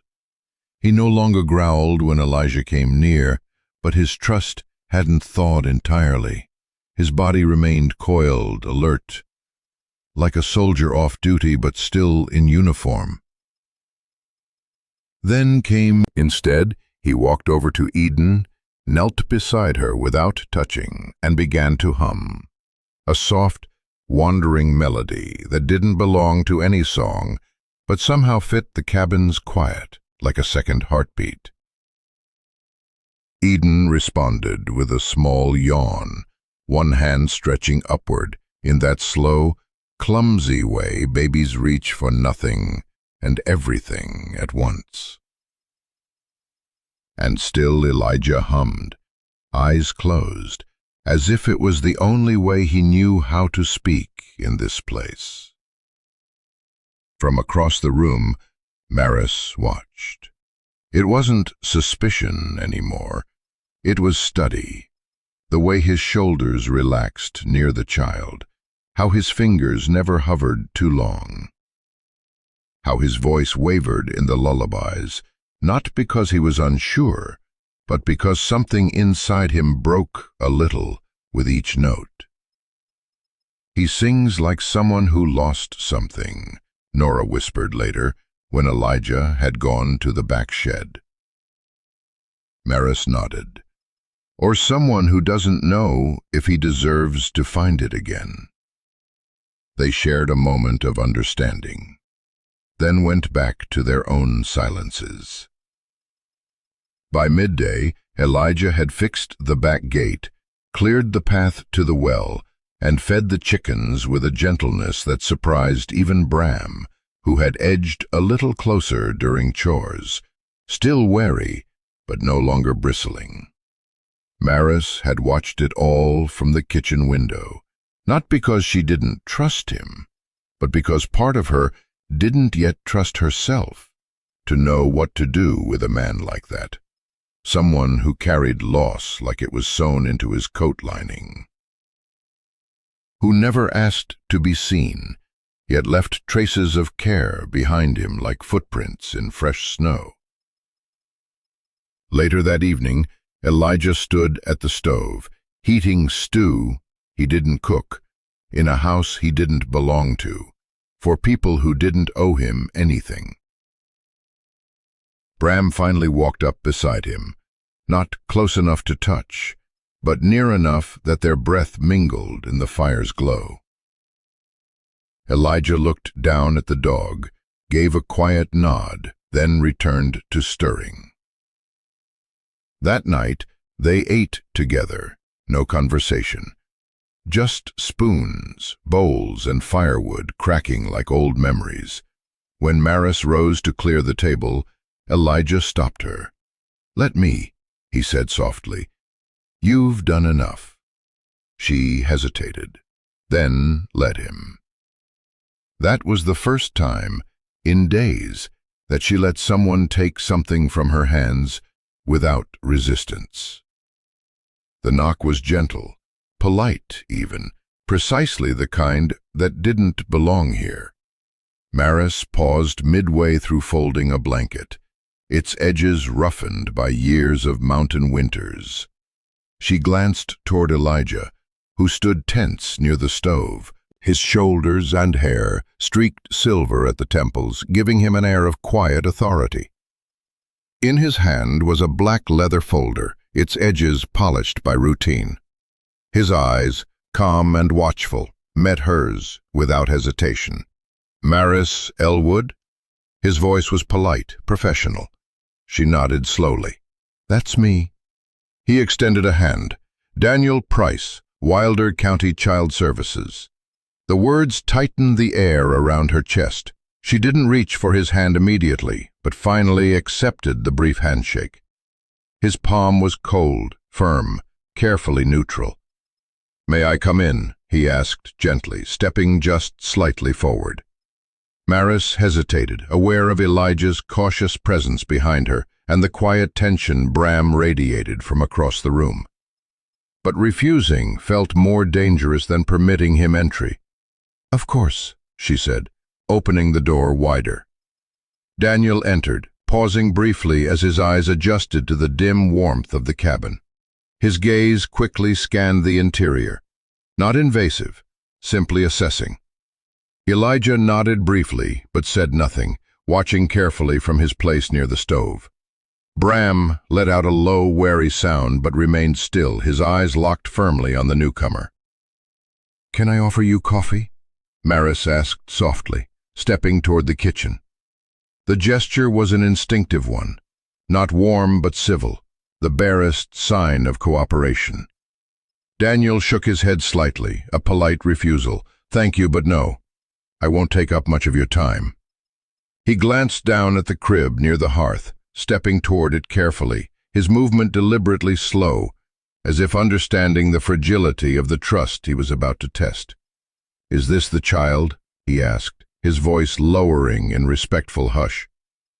Maris moved quickly beside him, protective but measured, her voice tight. "Yes, this is Eden." Daniel gazed down quietly. Eden was sleeping, her small fists curled against her blanket. He studied her face thoughtfully, gentle, not intrusive, yet observant. "How long has she been here with you?" His tone was neutral, practiced. 3 days, Maris answered, voice careful, steady. "She was brought here by a dog during the storm. We found her mother's body later." Daniel nodded once, his expression shifting subtly. Not hardening, just quiet acknowledgement of tragedy. He lifted the folder slightly, as if weighing the necessity of formality against genuine human empathy. "We received an anonymous tip," he said gently.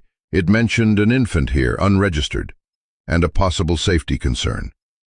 The silence that followed wasn't peaceful, it thickened, filled with suspicion and the edge of accusation. "Safety concern?" Elijah spoke for the first time, stepping forward slightly. His voice carried a hint of challenge beneath careful control. Daniel met his gaze, unflinching but calm. "The call mentioned harsh living conditions." "All." He paused, then added carefully, "I see nothing here that worries me immediately. Eden appears cared for. But there will be an official custody review. It's required." Maris drew in a slow breath. "Custody review?" "Yes." Daniel's eyes met hers gently, without hostility. "Standard procedure when a child's parentage is unclear or there's no formal guardian identified. Even if intentions are good, Maris nodded slowly, her eyes drifting back to Eden. Her chest tightened at the thought of paperwork and procedures, bureaucratic fingers reaching into this fragile piece they'd found. "Is there anything I can do to prevent this from becoming complicated?" she asked, voice quiet. "Cooperation," Daniel answered simply, his tone steady and respectful. "Let us know everything. Be transparent. We're here for Eden, nothing more." Elijah took another cautious step closer. Her mother wanted Eden raised somewhere kind, safe. She left a note. "You can see it if you want." Daniel turned slightly toward him. His gaze softened just a little, the professional neutrality slipping briefly. "I'd appreciate seeing that. It could help." Elijah moved to the table, retrieving the folded note from Isabel's wallet. He handed it over carefully, as if giving something fragile and irreplaceable. Daniel read silently, his expression unreadable at first, then a subtle shift, a tightening around his eyes, a slight press of his lips. When he spoke again, his voice carried a quiet sincerity. "Thank you." He handed the note back with gentle reverence. "It'll be helpful."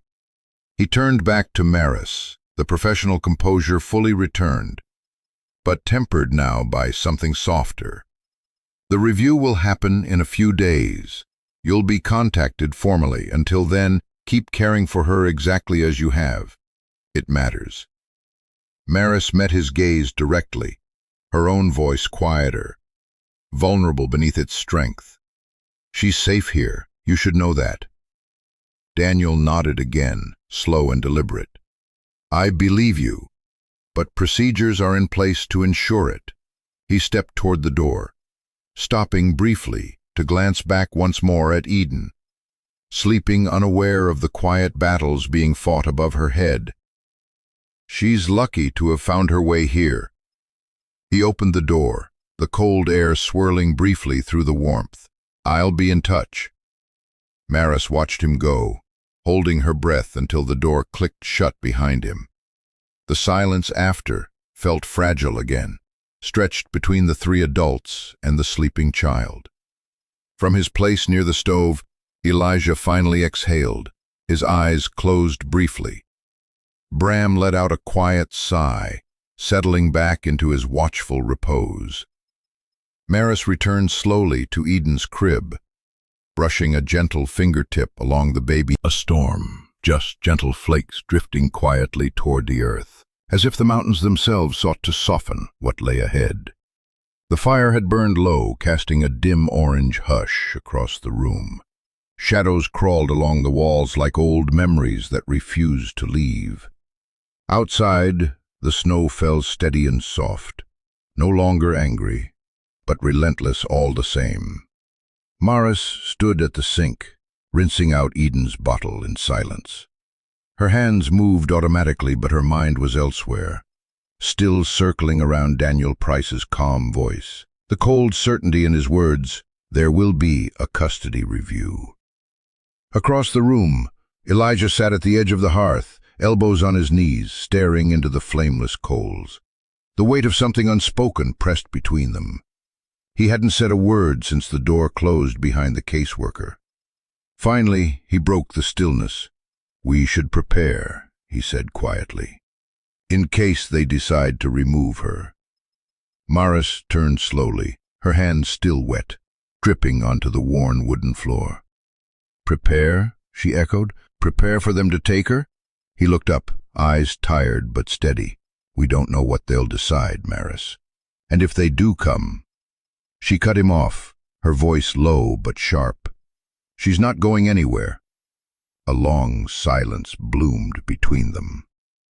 Elijah stood slowly. "That's not how the system works.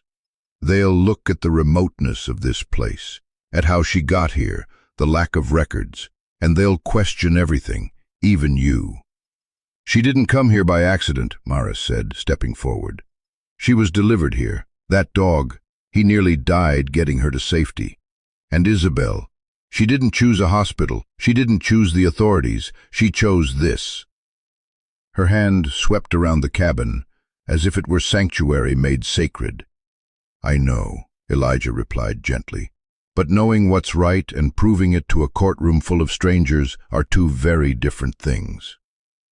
He wasn't trying to challenge her. His voice stayed quiet, restrained, respectful, but it lit something beneath her ribs, a smolder that had been burning slow since the moment Eden first breathed against her chest. Maris looked at him, really looked. This man who had shown up at her doorstep with eyes full of grief, and hands that didn't reach to take, only to hold. She didn't doubt he loved the child. Maybe he even had a right to her. But love wasn't enough. Not anymore. She belongs here, Maris said softly, her voice shaking now, not with fear, but conviction. In this cabin, in this silence, with us, not in a foster system that doesn't know her name, doesn't know what she's already lost. Elijah swallowed hard. And if they don't agree? Maris stepped closer, her words a whisper, but steady as winter wind through pine. Then they're not taking her. Not without a fight. Bram stirred at. Shepherd lifted his head, eyes narrowing, body tensing with awareness. It wasn't a growl, not quite. But the sound he made was the kind that came from a dog who knew when something precious was being threatened. Maris glanced down at him, her hand automatically brushing over his fur.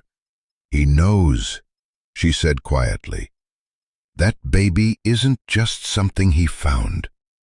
He guarded her like he remembered what it felt like to lose something, or someone. Elijah exhaled slowly, dragging a hand through his unshaven jaw. Do you think I want her taken from us?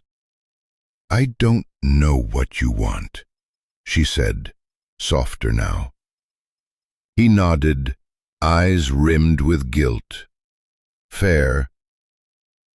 The fire crackled faintly, as if reclaiming the space left by their voices. I want her safe, he said after a while. That's all. And if this means staying up here in this old place, boiling snow for water and pretending the world can't reach us, I'll do that. But I won't be the reason she's taken away. You're not, Maris replied, her voice almost breaking. You came here without demanding anything. That matters. He nodded, eyes downcast. Maris sat across from him on the hearth now, their knees almost touching, the baby's breath a faint rhythm behind them. Between them, Bram shifted closer, resting his chin across Maris's foot, but his gaze fixed steadily on Elijah, as if still deciding whether to trust him fully. I don't have legal claim to her, she said. No papers, no right. But I have something better. I have the only thing that kept her alive. Someone who wouldn't stop fighting for her. She looked down at Bram. And now, I won't stop either. Elijah leaned back, the flicker of a rueful smile on his lips. Then I guess we're both in it. Maris let the silence settle for a moment, softer this time, not tense, but heavy with choice.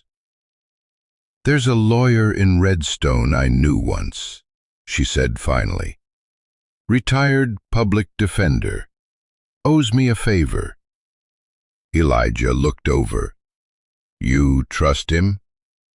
I don't have to, she said.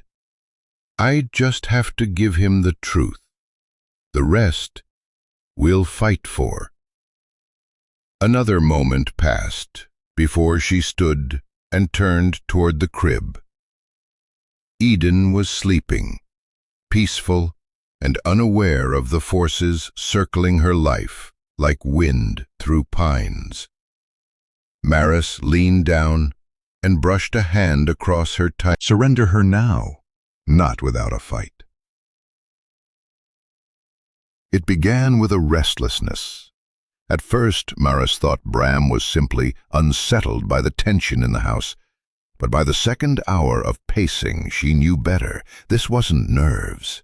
This was instinct. He stood at the front door, rigid, ears alert, body angled toward the woods. Every few minutes, he let out a low huff, not a growl, but close. One paw scraped the floorboards once, then again, like he was marking a line. When Maris opened the door, cold rushed in. Bram stepped into the snow without hesitation. "Elijah," she called, calm but firm, "grab your coat." He came from the loft, already moving, slipping on his patched canvas jacket without question. When Bram moved like this, you followed. The snowfall had softened, but the forest still stood cloaked in white. Trees sagged with frost. The only sounds were the crunch of boots and Bram's sharp exhales as he tracked something unseen. They passed the crash site. Bram didn't pause. He veered left, deeper into the woods, following what only he could sense. "Where's he taking us?" Elijah asked, breath fogging. Maris didn't answer, but she recognized the look in Bram's eyes, the same he wore when he'd first appeared with Eden, half frozen, collapsing with purpose. The trees thickened, the snow beneath them untouched, save for their prints. "He's not tracking something recent," Elijah murmured. "Whatever it is, it's buried." Maris nodded. "He remembers." After nearly an hour, Bram stopped, not abruptly, but with deliberate stillness. He let out a low sound, between warning and recognition.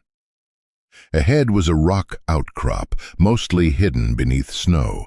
Tucked between boulders was a crude wooden door, more lean-to than cabin, half shelter, half secret. Bram walked to it, directly. Maris brushed snow from the frame. There were footprints, faint, old, multiple sizes. She knelt at the latch. No lock, just a knotted twine. She opened it. Darkness met them. But not emptiness. Blankets. A half-frozen baby bottle. A makeshift shelf of supplies, diapers, canned food, a cracked flashlight. In the corner, a pink baby hat. One ear chewed off. "This was a fallback," she whispered. "A place they prepared." Elijah stepped in behind her, breath catching. "They weren't just hiding," Maris said. "They were surviving. For weeks." He nodded slowly, which means she wasn't alone. 2 mugs, 2 sleeping bags, 2 sets of boots. She wasn't out here with her, Maris said tightly. "Then we're not the only ones looking." Outside, the wind shifted. Pine, smoke, something old. "What else did she leave?" she whispered. Bram stood, turned north, the direction he'd come from once before, and stepped forward. The scent had changed, the feeling, too. They followed. Maris felt it before she saw it, a heaviness, as if grief had formed in her chest before it had a name. Then, between 2 charred pines, a cabin revealed itself, or what remained of one. The roof had caved in, beams collapsed inward like broken wings. A single wall stood black with soot. Snow had begun reclaiming it. But beneath the silence, something endured.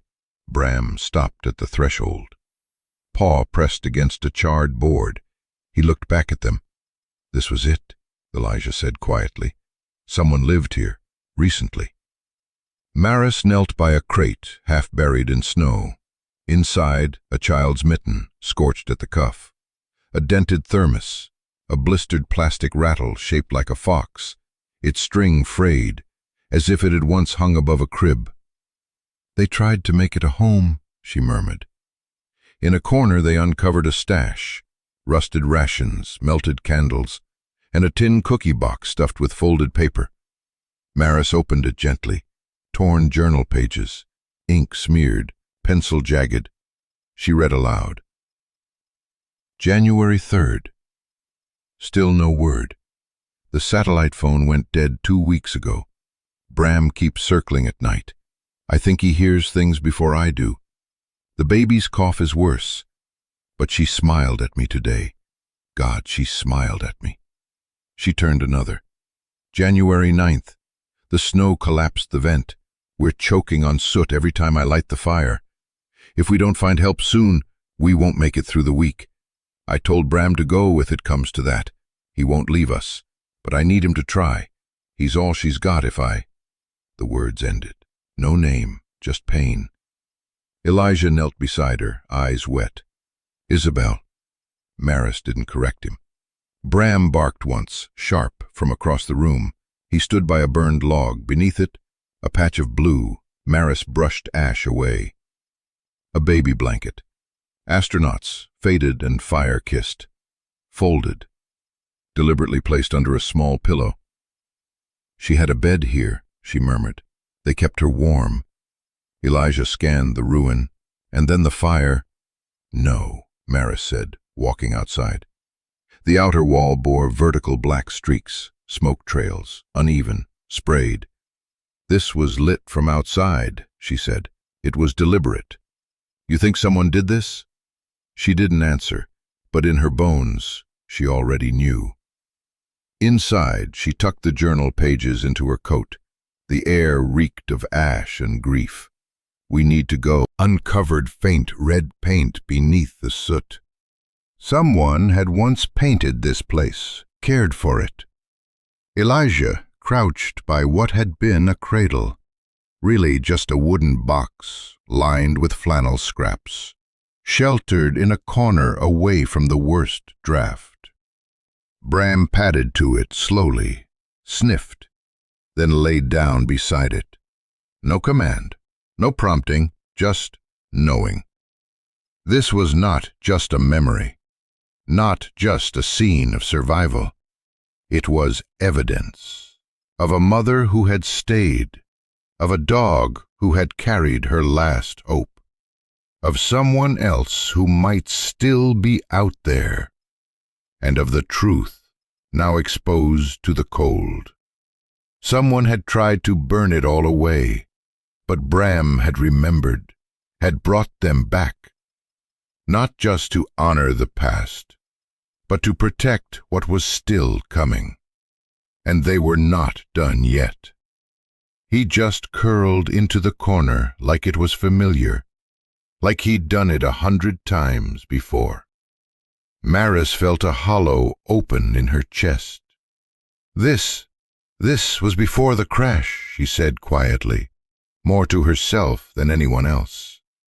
This was where she lived, Eden, with Isabel and Bram. Elijah didn't respond at first.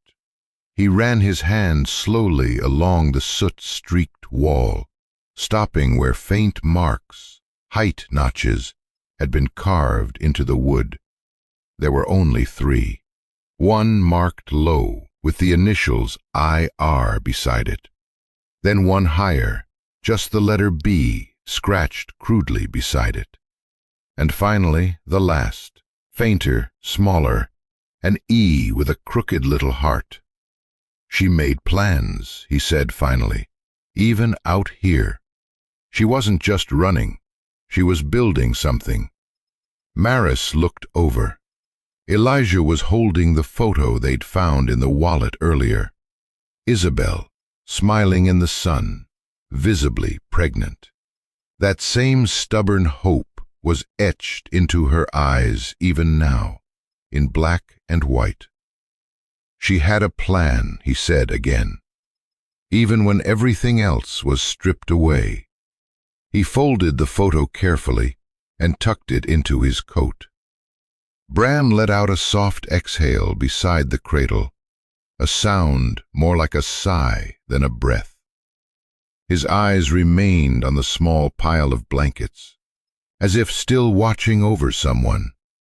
His body, though still bruised and scarred, seemed calmer now, as though this place held part of him that had gone missing, and now, however painful, it had returned. Maris crouched beside him, gently touched his flank. "You carried her," she whispered, voice trembling. "Through the snow, through the wind, through all of it." Bram didn't move, but his tail gave a slow, tired thump. "She didn't leave it to luck," she murmured. "She trained him for this. He knew what to do." Elijah looked down at the dog. "You're not just a survivor, are you?" Bram's ears perked slightly, as if in quiet acknowledgement. They sat like that for a while, just the three of them, in the remnants of a world built on threadbare cloth, burnt wood, and relentless hope. The cradle, the rattle, the soot marks and journal entries. It had all come together now, a slow unfolding, not just a story of escape, but of sacrifice and intent. Isabel had chosen this cabin, had chosen to stay even in the cold, even in the dark. She'd chosen to raise her daughter in a place where no one could take her, a place far from threats, from watchers, from the unnamed thing that had driven her to the edges of the world. And when it all failed, when the shelter burned, when the snow came, when her own breath faltered, she passed everything she had left into the paws of a dog. And he had not failed her. Elijah rose slowly, glancing toward the tree line. "We should go. The storm's coming again." Maris nodded. But before she turned away, she reached down, lifting the baby blanket from the cradle. It was charred at one corner, but the blue pattern, tiny stars and moons, was still visible. "I think Eden should have this," she said, folding it gently. It was hers, before she was ever found.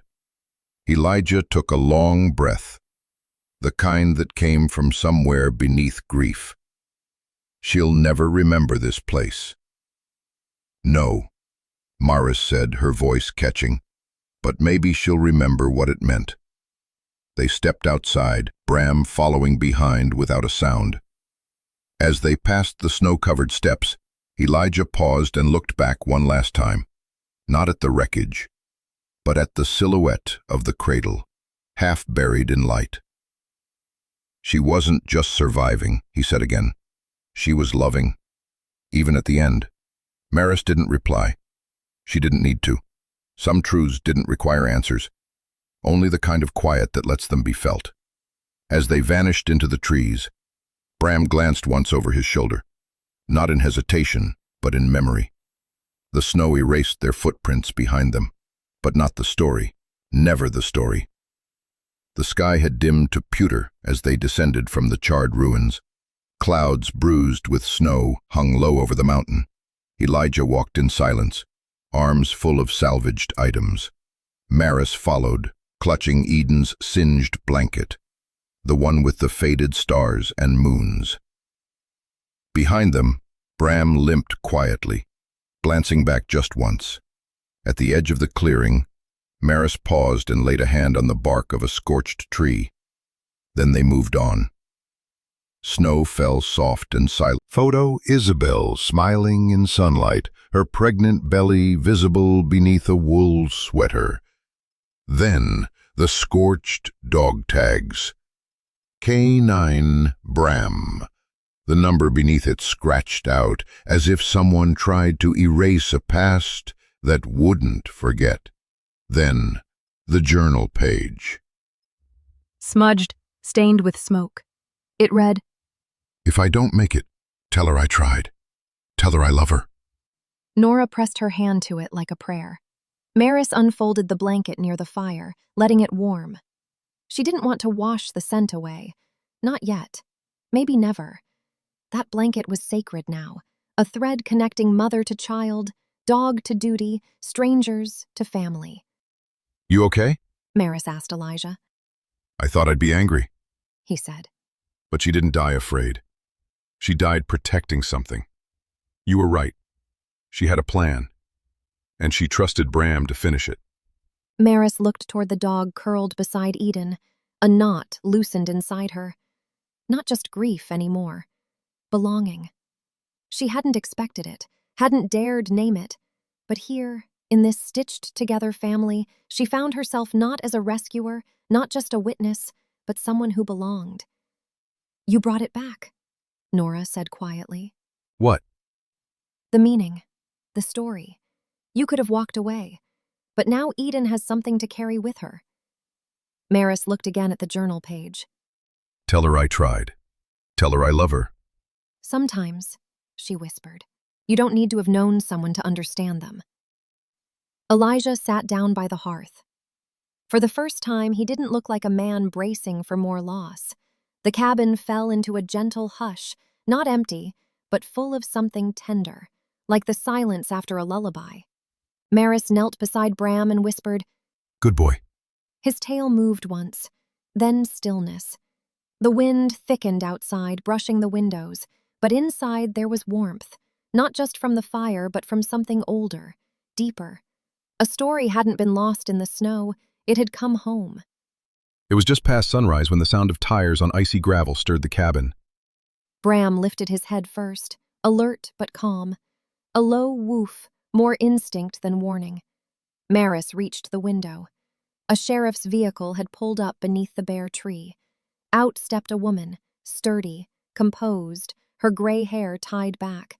No hat despite the cold. Sheriff May Donovan. Maris opened the door before she could knock. You must be Maris Bell, the sheriff said. Mind if I come in? Fire's warm. You're welcome to it. Inside, Nora held Eden close. Elijah stood at the table. Bram didn't move, just watched, steady and silent. May's eyes swept the room, taking in every detail. The dog, the baby, the photograph above the mantel. Daniel Price filed his report, she said. Said he was moved, but protocol calls for investigation. Normally Bleeding, with a newborn on his back, just to save her life. She looked at Bram. He's still breathing? Barely, Nora replied, but enough. Dog like that isn't just brave, May said. He's devoted. And that tells me whoever raised him wasn't running. They were fighting for that child. Then to Elijah, You the father? He nodded. Elijah Ray. You were with Isabel Reyes? Yes, ma'am. We weren't married, but we were trying. She didn't have much family. Neither did I. I saw the missing report you filed, but no follow-up? She kept her location hidden to protect the baby from people who wanted to take her. And now? I just want to stay, help, be what I can. May looked around the room, then said, This isn't a rescue anymore. This is raising a child. Silence followed, heavy with truth. We never planned it, Maris said quietly. It just happened. Life's funny like that, May replied. But funny won't hold up in court. What are you saying? Nora asked. I'm saying someone needs to make this official, before Eden becomes a case file instead of a child with a name and future. She handed Maris a card. Get a lawyer. I know someone, pro bono, helps women who step up when the world doesn't. As she turned to leave, May paused beside Bram. I've seen heroes in uniform, but none like him. Bram's tail thumped once. The door clicked closed behind her. For a long moment, no one spoke. That was a blessing in the shape of a warning, Elijah muttered. No, Maris said. That was a mirror.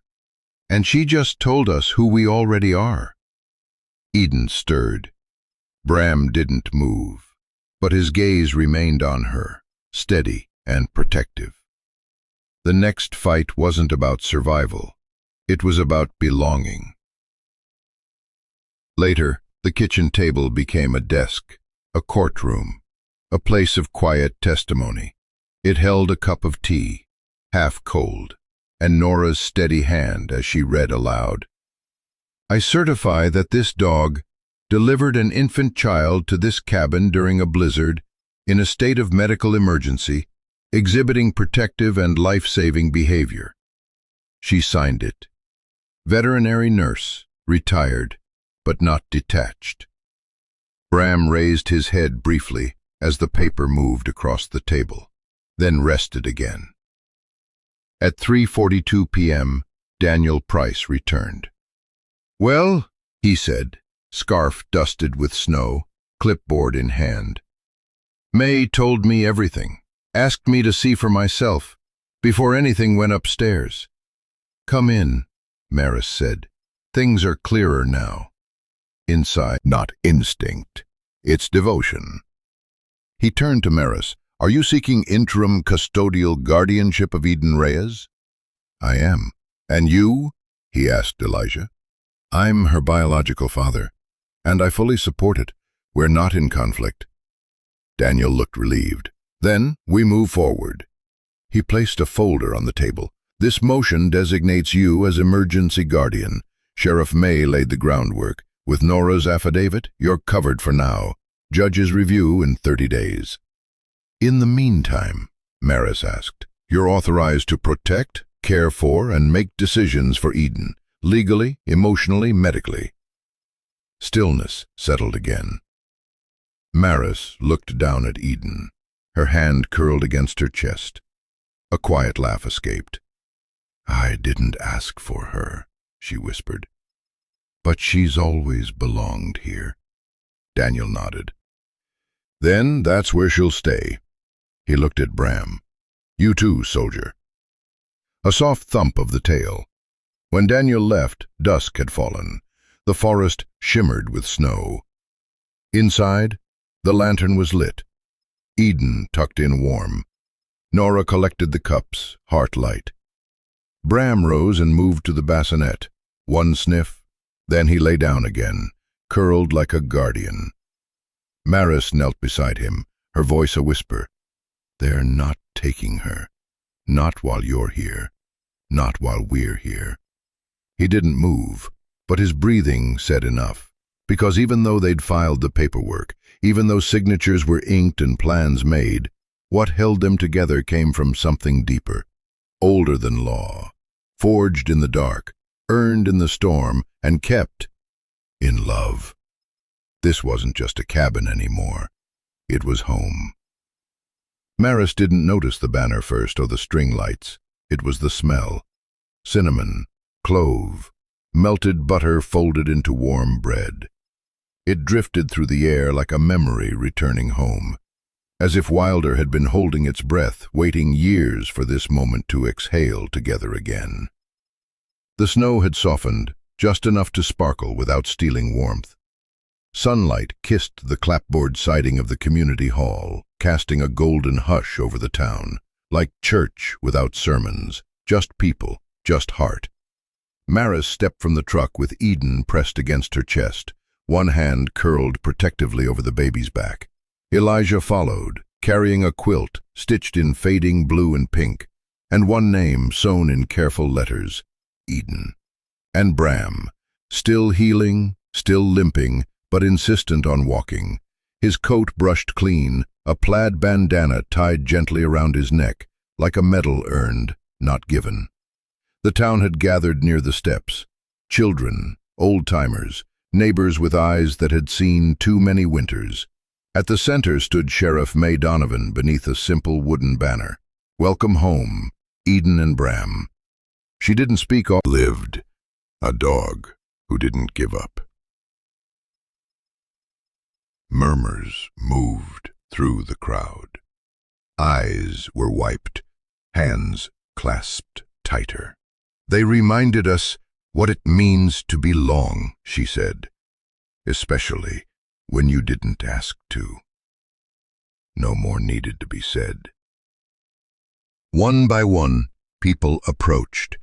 They placed jars of jam, baby mittens, worn toys, a polished dog collar, not as offerings, but as pieces of a shared hope. "I lost my girl in '98, an old man whispered, "but seeing her gives me reason to be here today." "I trained dogs once," said a retired officer, bending down toward Bram, "but none like this. You're something else, soldier." Bram didn't flinch. He watched, eyes steady, memorizing every face. The children gathered around Eden's quilted bassinet like pilgrims to a miracle. "You're lucky you got the dog," one whispered. Elijah tied a broken bassinet lace with trembling hands, not from cold, but from the ache of almost losing everything, and somehow being allowed to stay. Maris held Nora's hand tight. "Did you ever think this many people would care?" "No," Nora said softly, "but maybe that's how we know it's real." Music started, clumsy, sweet, off-key, an old folk tune about rain and holding on. Then Eden laughed. It started as a coo, then a sound like chimes in the wind, high, light, utterly alive. Everyone froze, even Bram. He lifted his head, ears twitching, then stood and pressed gently against the bassinet, resting his head on its side. Maris's breath caught. It wasn't a miracle, just a laugh, but in a world that had known silence too long, it was enough. Someone clapped, someone cried, someone whispered, "She knows she made it." And no one had to ask who he had been to her. As the sun dipped, Maris stood on the porch rail, Eden in her arms, Bram at her side, and the town around them like a second quilt. She would never be alone again. Inside the hall, people stood shoulder to shoulder. Even the children had gone still, sensing a weight in the air. At the center stood Bram, not on a stage, just the floor, equal, humble, whole. His ears dipped slightly, not from fear, but from the gentle discomfort of being seen. Sheriff May crossed the floor, carrying a vest, gray, softened, hand-stitched by Nora. Embroidered simply, Guardian Class, Retired K9. No badge, no city, just truth.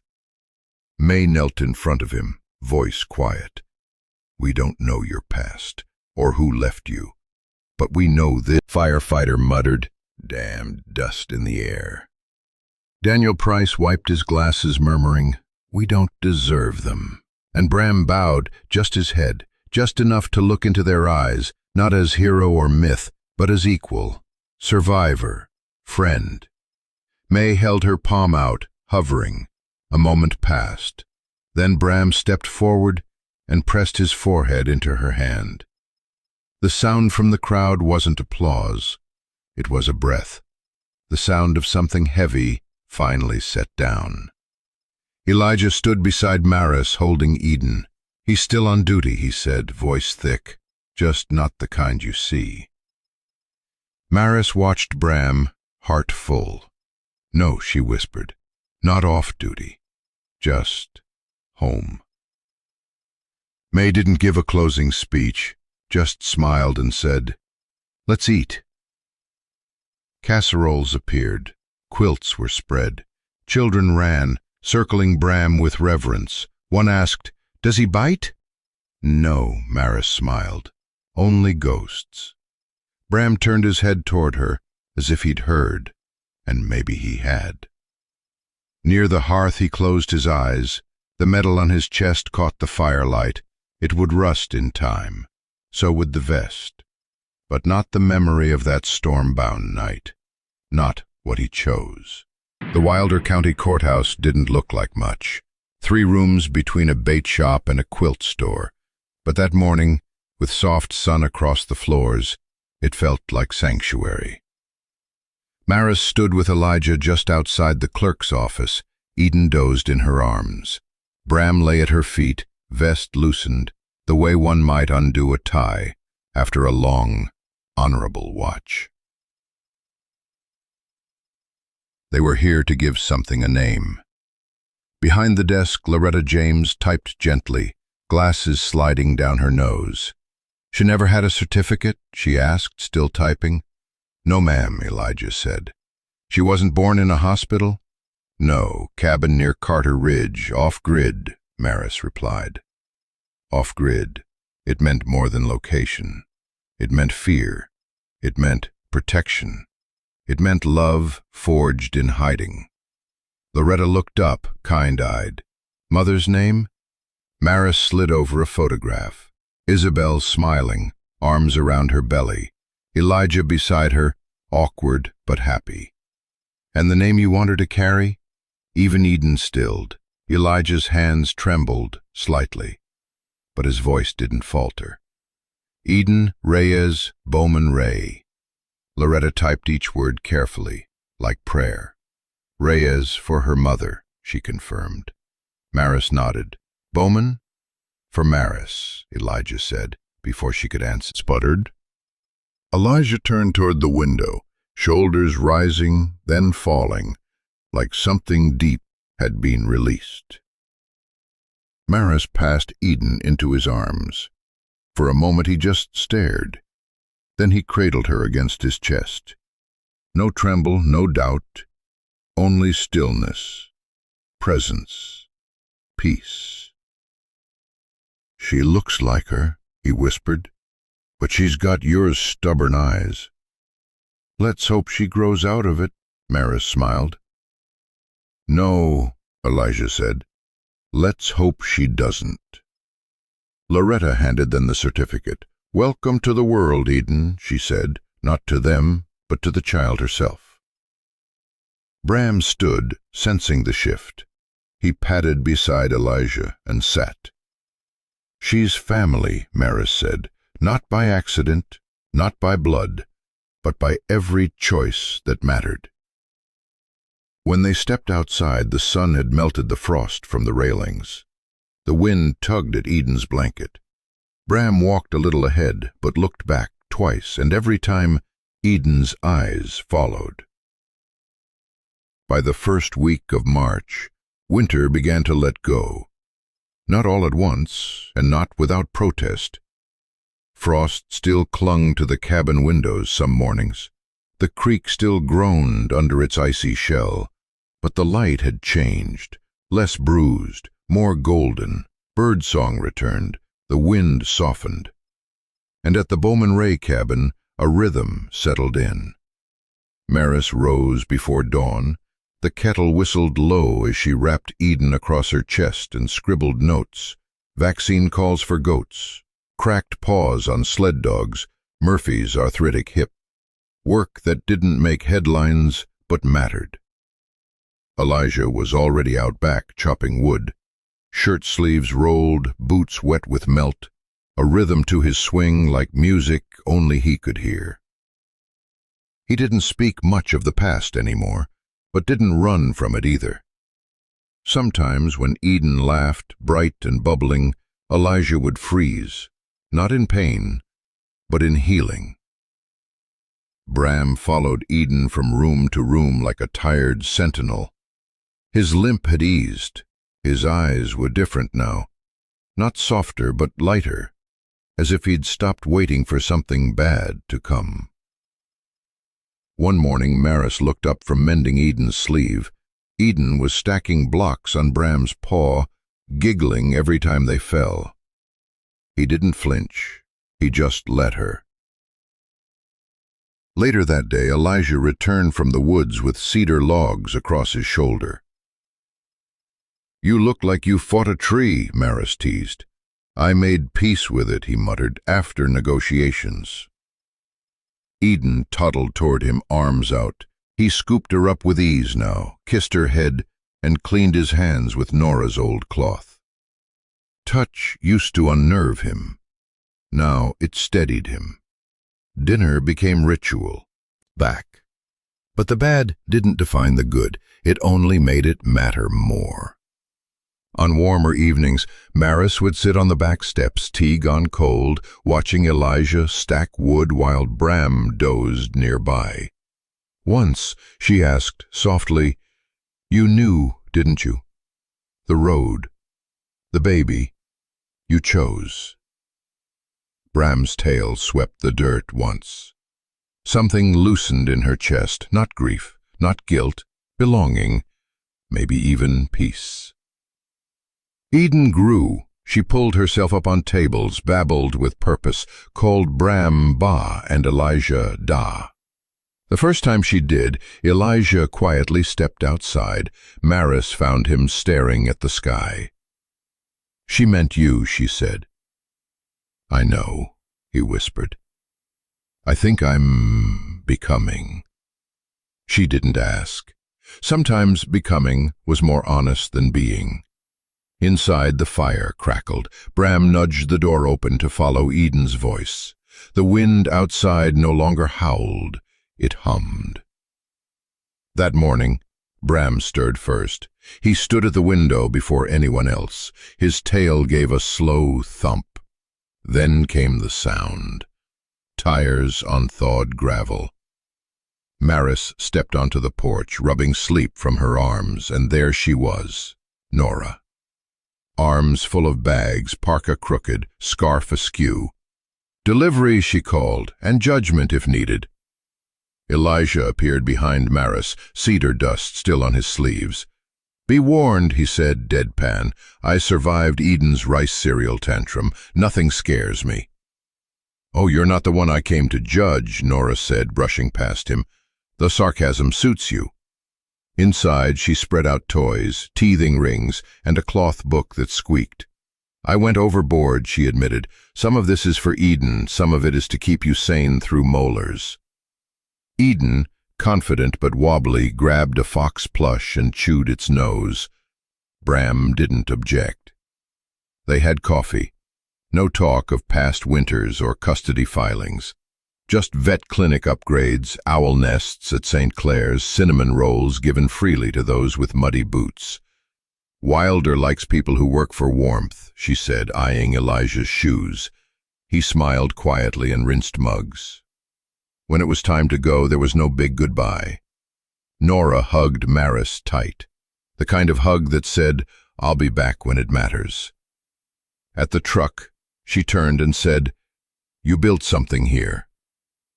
"I didn't mean to," Maris said. "Doesn't matter. It's real. That's what counts." Then, softer, "Don't let anyone take it. Not the state, not fear, not even your own doubt. I hear you." After Nora left, Elijah folded the blanket Eden had dragged to the hearth. She was asleep in Bram's belly curve, like she belonged there. Government crest. Inside, Eden hummed her own invented lullabies. Elijah chopped kindling. Bram slept near the wood stove, but the envelope was louder than all of it. She set it on the table, made tea, sat, opened it slowly. Notice of custodial review. New information. Anonymous contact. Eden Reyes Bowman Ray. Court date 3 weeks. Her hands went cold. Bram growled low. No bark, just a rising tension in his body, like the envelope itself had teeth. "Easy, boy," Maris said, voice shaking. Elijah entered, brushing off snow. "You okay?" She handed him the letter. His jaw clenched as he read. "I thought this was done." "So did I." They stood in silence. Bram paced once, then returned to the hearth, but didn't lie down. Then came a knock. 3 soft taps. Elijah opened the door. Daniel Price, shoulders squared, eyes tired, same careful voice. "I didn't want to send someone else," he said. "Better I tell you myself." Maris stepped aside. He didn't sit, just stood, hat in hand. "We got another call," he began. "Anonymous. But this time there was documentation. someone claiming partial familial rights to Eden, enough to trigger a review. Elijah stiffened. Partial what? Not a custody change yet, but oversight. Sheriff May and Nora filed in your support. I have everything documented, but this goes higher now. Wilder County may not have final say.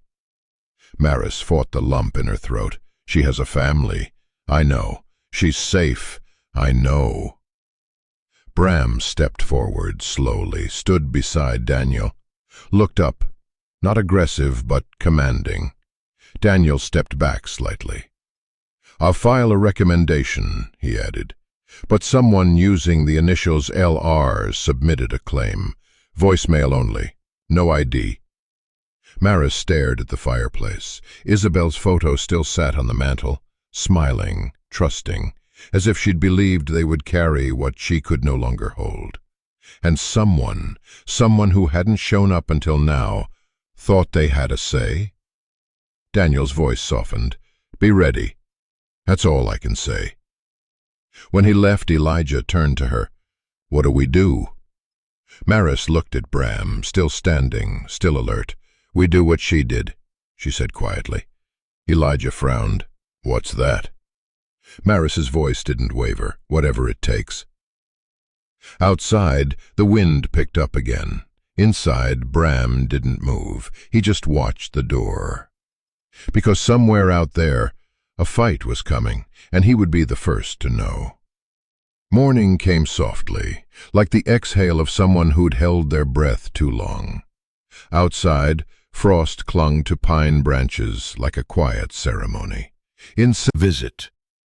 Maybe the way Eden cupped his cheeks the night before, with Isabel's same stubborn gentleness. He knelt. The lid creaked open. Inside, a child's torn quilt, a canteen, Bram's scorched dog tag, a tin of dried blueberries, and beneath it all, a brown canvas notebook, its spine still stiff with damp, edges scorched. He lifted it carefully. The last pages were missing, but tucked deep between the middle pages was a scrap of lined paper. Torn, faint pencil loops, her handwriting. Elijah unfolded it like a relic, a ghost. If she ever makes it out, let her remember love before fear. No name, no date, but it was her. He knew it in his bones. He brought it to the table. Maris and Nora were there, sorting paperwork in the kind of silence that exists only in houses built from recovery. I found something, he said quietly. He laid the note between them. She left this. His voice didn't waver as he read it aloud. If she ever makes it out, let her remember love before fear. The room fell into stillness, thick and soft, like snowfall. Bram lifted his head from where he lay by the window, let out a long breath. Not a growl, not a bark, just wait. Maris reached for the paper, brushing its edge like it might vanish. She knew. She whispered. Even then. Eden crawled toward them, dragging her blanket like a cape. She placed a hand on Elijah's knee and leaned against him.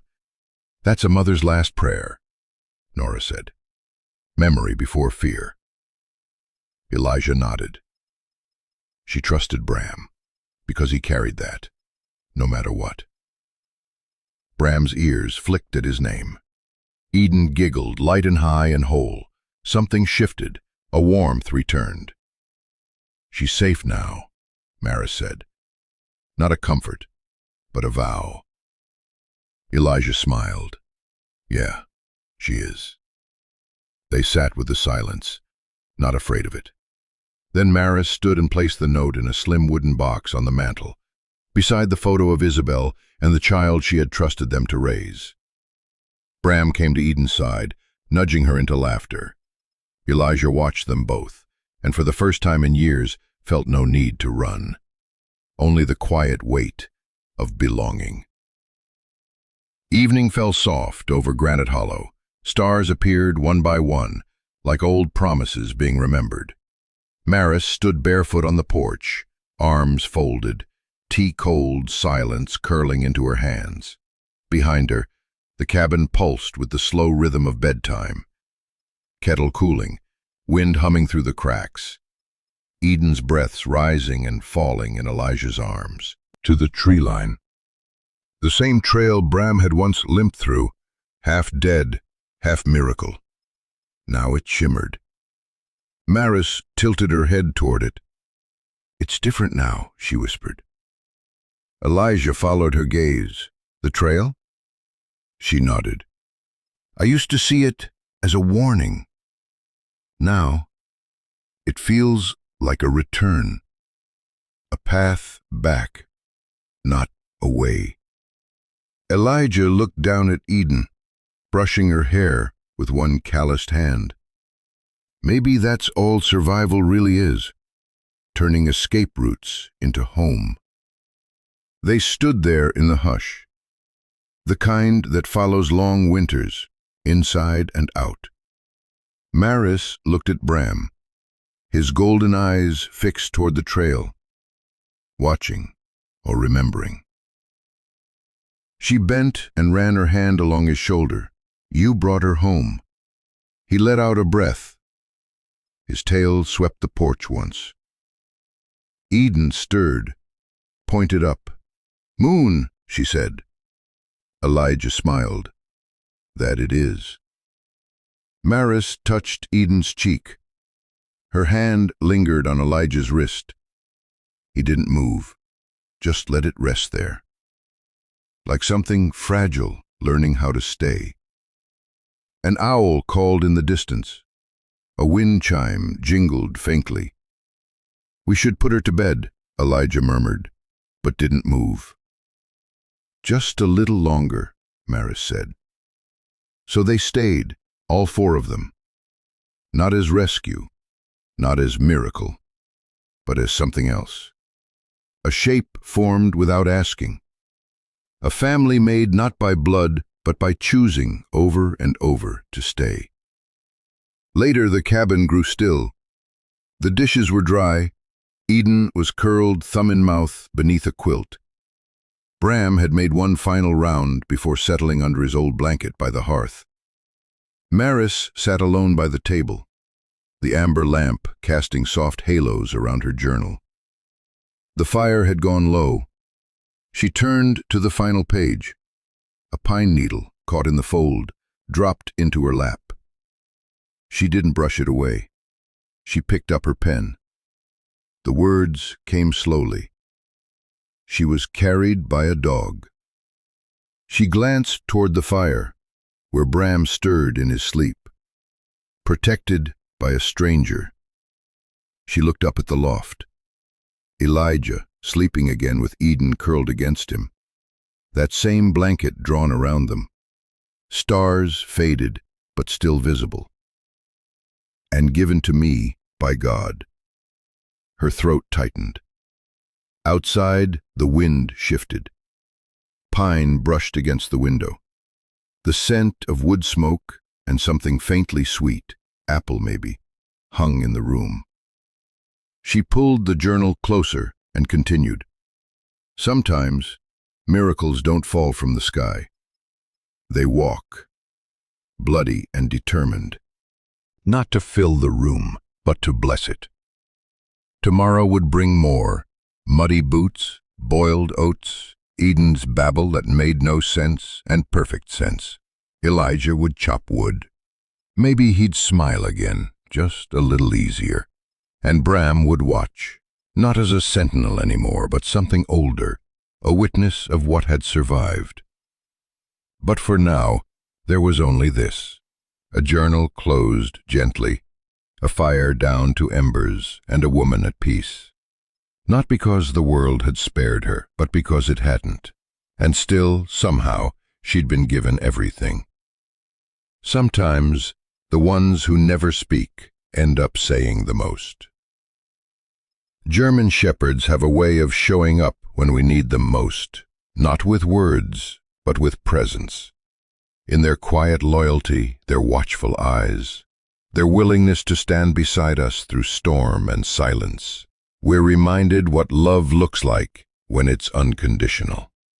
These dogs don't just protect us, they carry parts of our story, and in doing so, become family. If you've ever looked into your dog's eyes and felt that unspoken bond, you already know how deep it goes. And if you're looking for ways to strengthen that connection, even in small, daily ways, I recently came across a resource that might be worth exploring. Nothing flashy, just thoughtful guidance that can bring you and your dog closer. No pressure at all, just something I'd gently recommend. To a friend who loves their dog like I do. Because in the end, it's not about training them to obey, it's about learning to listen. And sometimes that can change everything.